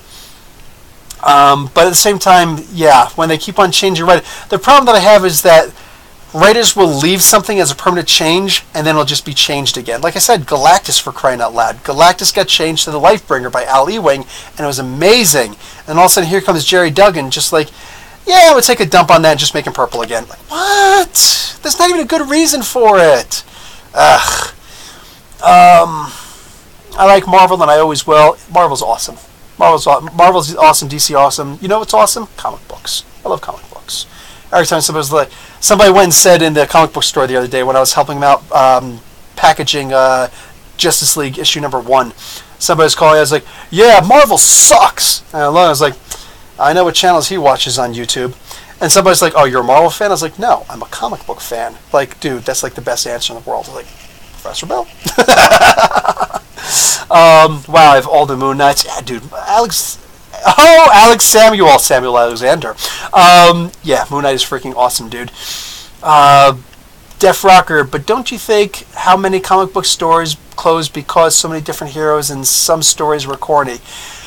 I don't think that's the reason why comic book stores are closed. No, remember, these guys don't have to actually buy the comic books. You know what I'm saying? I mean, like, what's the reason why Kmart closed? What's the reason why Walmart will one day close? You know what I'm saying? What's the reason why Toys R Us closed, right? There's all sorts of different reasons. I know that you'll have people like Diversity in Comics and other people like that, who I just don't really want to name them all, and I don't know them all, but they'll sit there and say, "Oh yeah, my local comic book store closed because such and such and such." How do you know? Like, shut your mouth. Like, literally, shut your mouth. Stop trying to be a Howard Stern-esque shock jock and actually think a thought all the way through. Oh, they closed because my comic book store owner told me. They closed because such a... Maybe your comic book store closed because your comic book store owner is a jackass. That's a possibility. Look, the comic book store back where I grew up going to from my high school years on, where I used to live in New Jersey, it closed down. And you know why it closed down? Because the two owners of the comic book store what do you call it? They never read the comic books. Like, yeah, I'm not interested in the comic books anymore. Not interested. I was like, so how do you know which ones to purchase? I just purchase them all. If they sell, they sell. If they don't, they don't. Do you think that's a good idea? You don't have to purchase. Like, you'd be an idiot to not purchase Spider-Man and Superman and Batman and stuff like that. But, like, if you don't know who Fool Killer is, why would you purchase the Fool Killer comic book for sale? You know what I'm saying? Like, that just, it doesn't make sense. So a lot of times, the comic book store owner is just a dunce, and they don't know what they're doing. They're not reading the comic books. They don't know what's going to sell, what's not going to sell, and all that stuff. They don't actually talk. My guy would just yell at people, you know what I'm saying? Don't touch the comics. He wouldn't say it to me, but because I was an adult and I was reading the comic books, and plus, even when I was a kid, they got the idea. It's like, no, this guy actually has money. This guy actually buys comic books. I had a job when I was a kid. You know what I'm saying? This guy actually buys the comic books. He can look through the comic books. That's fine. That kid, I don't know who he is. Kids don't buy comic books. Don't. Hey, put the comic book down. You going to buy it or not? You know what I'm saying? Like, literally. I know somebody who... He told me that when he was at that comic book store, actually it was Lewis. It was Lewis from the Geek Fortress. He's like, he went up and he saw the Hero Clicks figures or something to that effect. No, the 2012, 1992 card series. And he was like, oh, hey, check it out. Can I see those cards? And the guy was sitting down on a stool and he looked at the kid, looked behind him, and it was out of arm's reach, and looked back and he said, I'm not getting up unless you're buying them. How exactly you're going to sell anything that way? So, no. Sorry. I don't even want to hear that stuff. I don't even want to hear that stuff. There's all sorts of reasons why stores close. And if a store owner is going to blame Marvel or blame DC, then the store owner is an idiot. And I have no trouble saying that whatsoever. I would have a conversation with that store owner. Absolutely. 100%. It's got to be a lot more than that. You've got to be able to engage with your audience, with your fan base, know what they're going to buy. Like, have it so that these people come in, it's like, oh, hey, you know, the new Fool Killer, that looks really cool. You know, it's like, really? You think the Fool Killer's going to be good? Yeah, man, I can't wait. He did this and this and this. And just, like, maybe consider when you get the advertisements, put up the stupid poster and see if somebody comes in and says, hey, you interested in the Fool Killer? I don't know, I might buy it. Don't buy it. You know what I'm saying? But if enough people are like, oh yeah, dude, Fool Killer, man, yeah, that guy was awesome. Consider buying the first issue. You know what I'm saying? Ask people how they thought about the comic book when you see them next week. I would. You know, be like, hey, how'd you like the Fool Killer, man? Oh, dude, it sucked. Really? It sucked? Yeah, it sucked. Oh, man, yeah. Oh, that's horrible. Cancel the Fool Killer. Don't buy the next issue of Fool Killer. You got to engage. You got to be intelligent. You got to be smart. You got to be a good business person. You can't just open up a freaking comic book store and expect that the comic books are going to sell themselves. That's not the way that any product or service in the history of creation has ever worked. Ever. So no. No comic book store has ever closed because of Marvel or because of DC or because of this, that, or the other thing. It's always been the individual's fault, and that's that. I've known way too many comic book store owners. You know what I'm saying? Like, the good ones and the bad ones. Way too many of them. So, sorry, I'm not buying that, brother. Dick Fillmore, Alex Sands, talking to each other. Okay, my local news agencies used to love me for the number of comics I used to buy. That's awesome, Raven. You need comic book stores. You actually need comic book stores. Hey, what if you actually bought, if you could afford it, bought a comic book store? Are there enough people in the market around where you're at? Def Rocker, yo, I'm from Newark. Where are you from? I'm originally from Asbury Park. I used to walk around in Newark. I used to hang out. I remember people like, you hang out in Newark? Yeah, dude, I got friends up in Newark. I just walk around, hang out, you know, with my buds and whatnot, go to their houses, you know, go and just hang out. They got this really cool organic juice bar that's up there. Just, you know, go and hang out. They got the healthy junk food snacks, you know what I'm saying? Just stuff like that. And it's like, you really go there? Yeah, dude, I go there. What's the problem? But you're white. The vast majority of crime in Newark is actually car theft. It's not necessarily violent crimes. So people just hear things on TV. Yeah, I'm from Asbury Park, man. Asbury Park is probably just as violent as anything that Newark does. So, yeah, like we have drive-by shootings and everything. Def, I live near the Delaware Memorial Bridge on the Jersey side. Hey, it was Joe, what's up? Hey, next time I'm in Jersey, I'm going to have to stop by like your local comic book stores. I'll make sure I announce it on a podcast. I'm going to be going back to New Jersey on this day and such and such, so I want all of you to tell me when or which your comic book stores you're going to be at, and a window. You're going to have to be there the whole day, and I will try to make it at a certain point at that day. So, yeah, and then I'll absolutely meet whomever, man. There's a couple of people I said that to. But I don't like Micronauts. I don't like Micronauts now in the IDW comic books. They were kind of fun back in the Marvel world. Raven, I'm in the middle of nowhere, one stop away from hell. As in the poem Hey, Hell, and Booligal. I don't know what that poem is. Still got the Micronauts toys. Time Traveler Chamber. That's awesome. Joe Fisher, my local comic book store closed. Yeah, I'm sorry, man. Yeah, Asbury Parker's crazy now. It's worse now? I still have Facebook friends who live in Asbury. I never asked them how bad it is now. Wow. Mark Guerrero, I love Gotham, but ever since it started, I've been saying it should end at 5 seasons. Now on top, the Gotham TV series. Excuse me, wow, I had just a slew of burps coming in. Anyway, okay, so once again, we're at the freaking 2-hour mark. Most people have already left by now, so I'm seeing like 16 people still watching. Anyway, I'm gonna like bounce. Isn't Bam Bam Bigelow from Asbury Park? Yes, he was. I did meet Bam Bam Bigelow twice. I met him once in, my mom actually worked insurance at the time, and I met him at the local insurance, car insurance place. They do a whole bunch of, it's State Farm Insurance, whatever. She doesn't work there anymore. And, what do you call it? He walked in and he was planning on opening a wrestling school. Asbury Park is world famous, no joke, world famous in the wrestling community for its wrestling schools. Iron Mike Sharp, if you remember him, had a wrestling school there. A lot of famous people had a wrestling school there. And when they all, for the most part, closed down, Bam Bam Bigelow was like, I'll open a wrestling school. I'll get people to come in and people will, go crazy for it. And they would have. You know what I'm saying? And he was coming in to do all the insurance stuff, and he wound up dying shortly after that. I actually met him maybe 5 or 6 weeks before he died. I was there when he was in there, and I was actually too intimidated to walk up and talk to him. You know what I'm saying? I was just like, oh my God, it's Bam Bam Bigelow. I'm going to sound like a blathering idiot if I walk up to him. Like, this guy is awesome.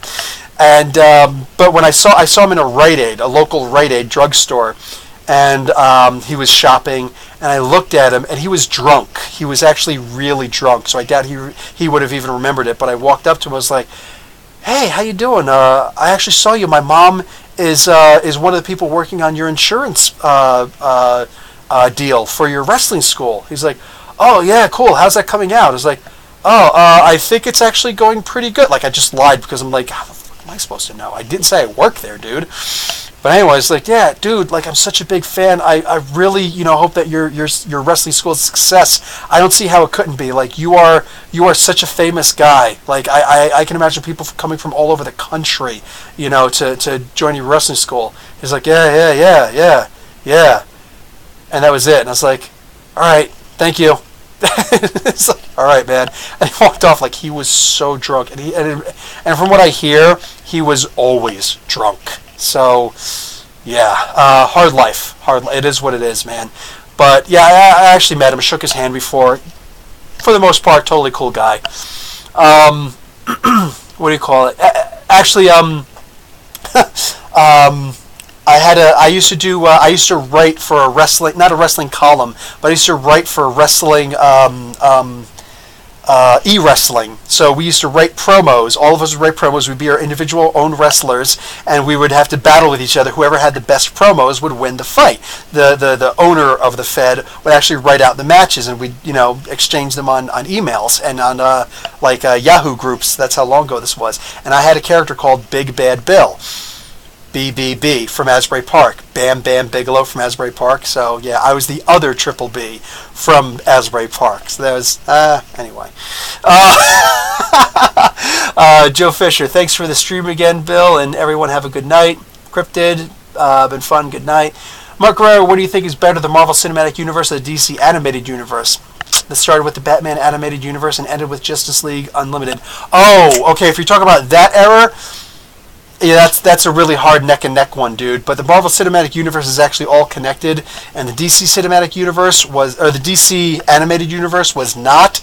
I have to give the extra, boost to Marvel, but the DC Animated Universe, especially back then, when they used to do the short clips before the animated movie itself, oh my god, you couldn't beat that. I'm like, what's the purpose of being a Marvel fan at this point? They got nothing on DC, Even their cinematic movies were better. Yeah. They were amazing.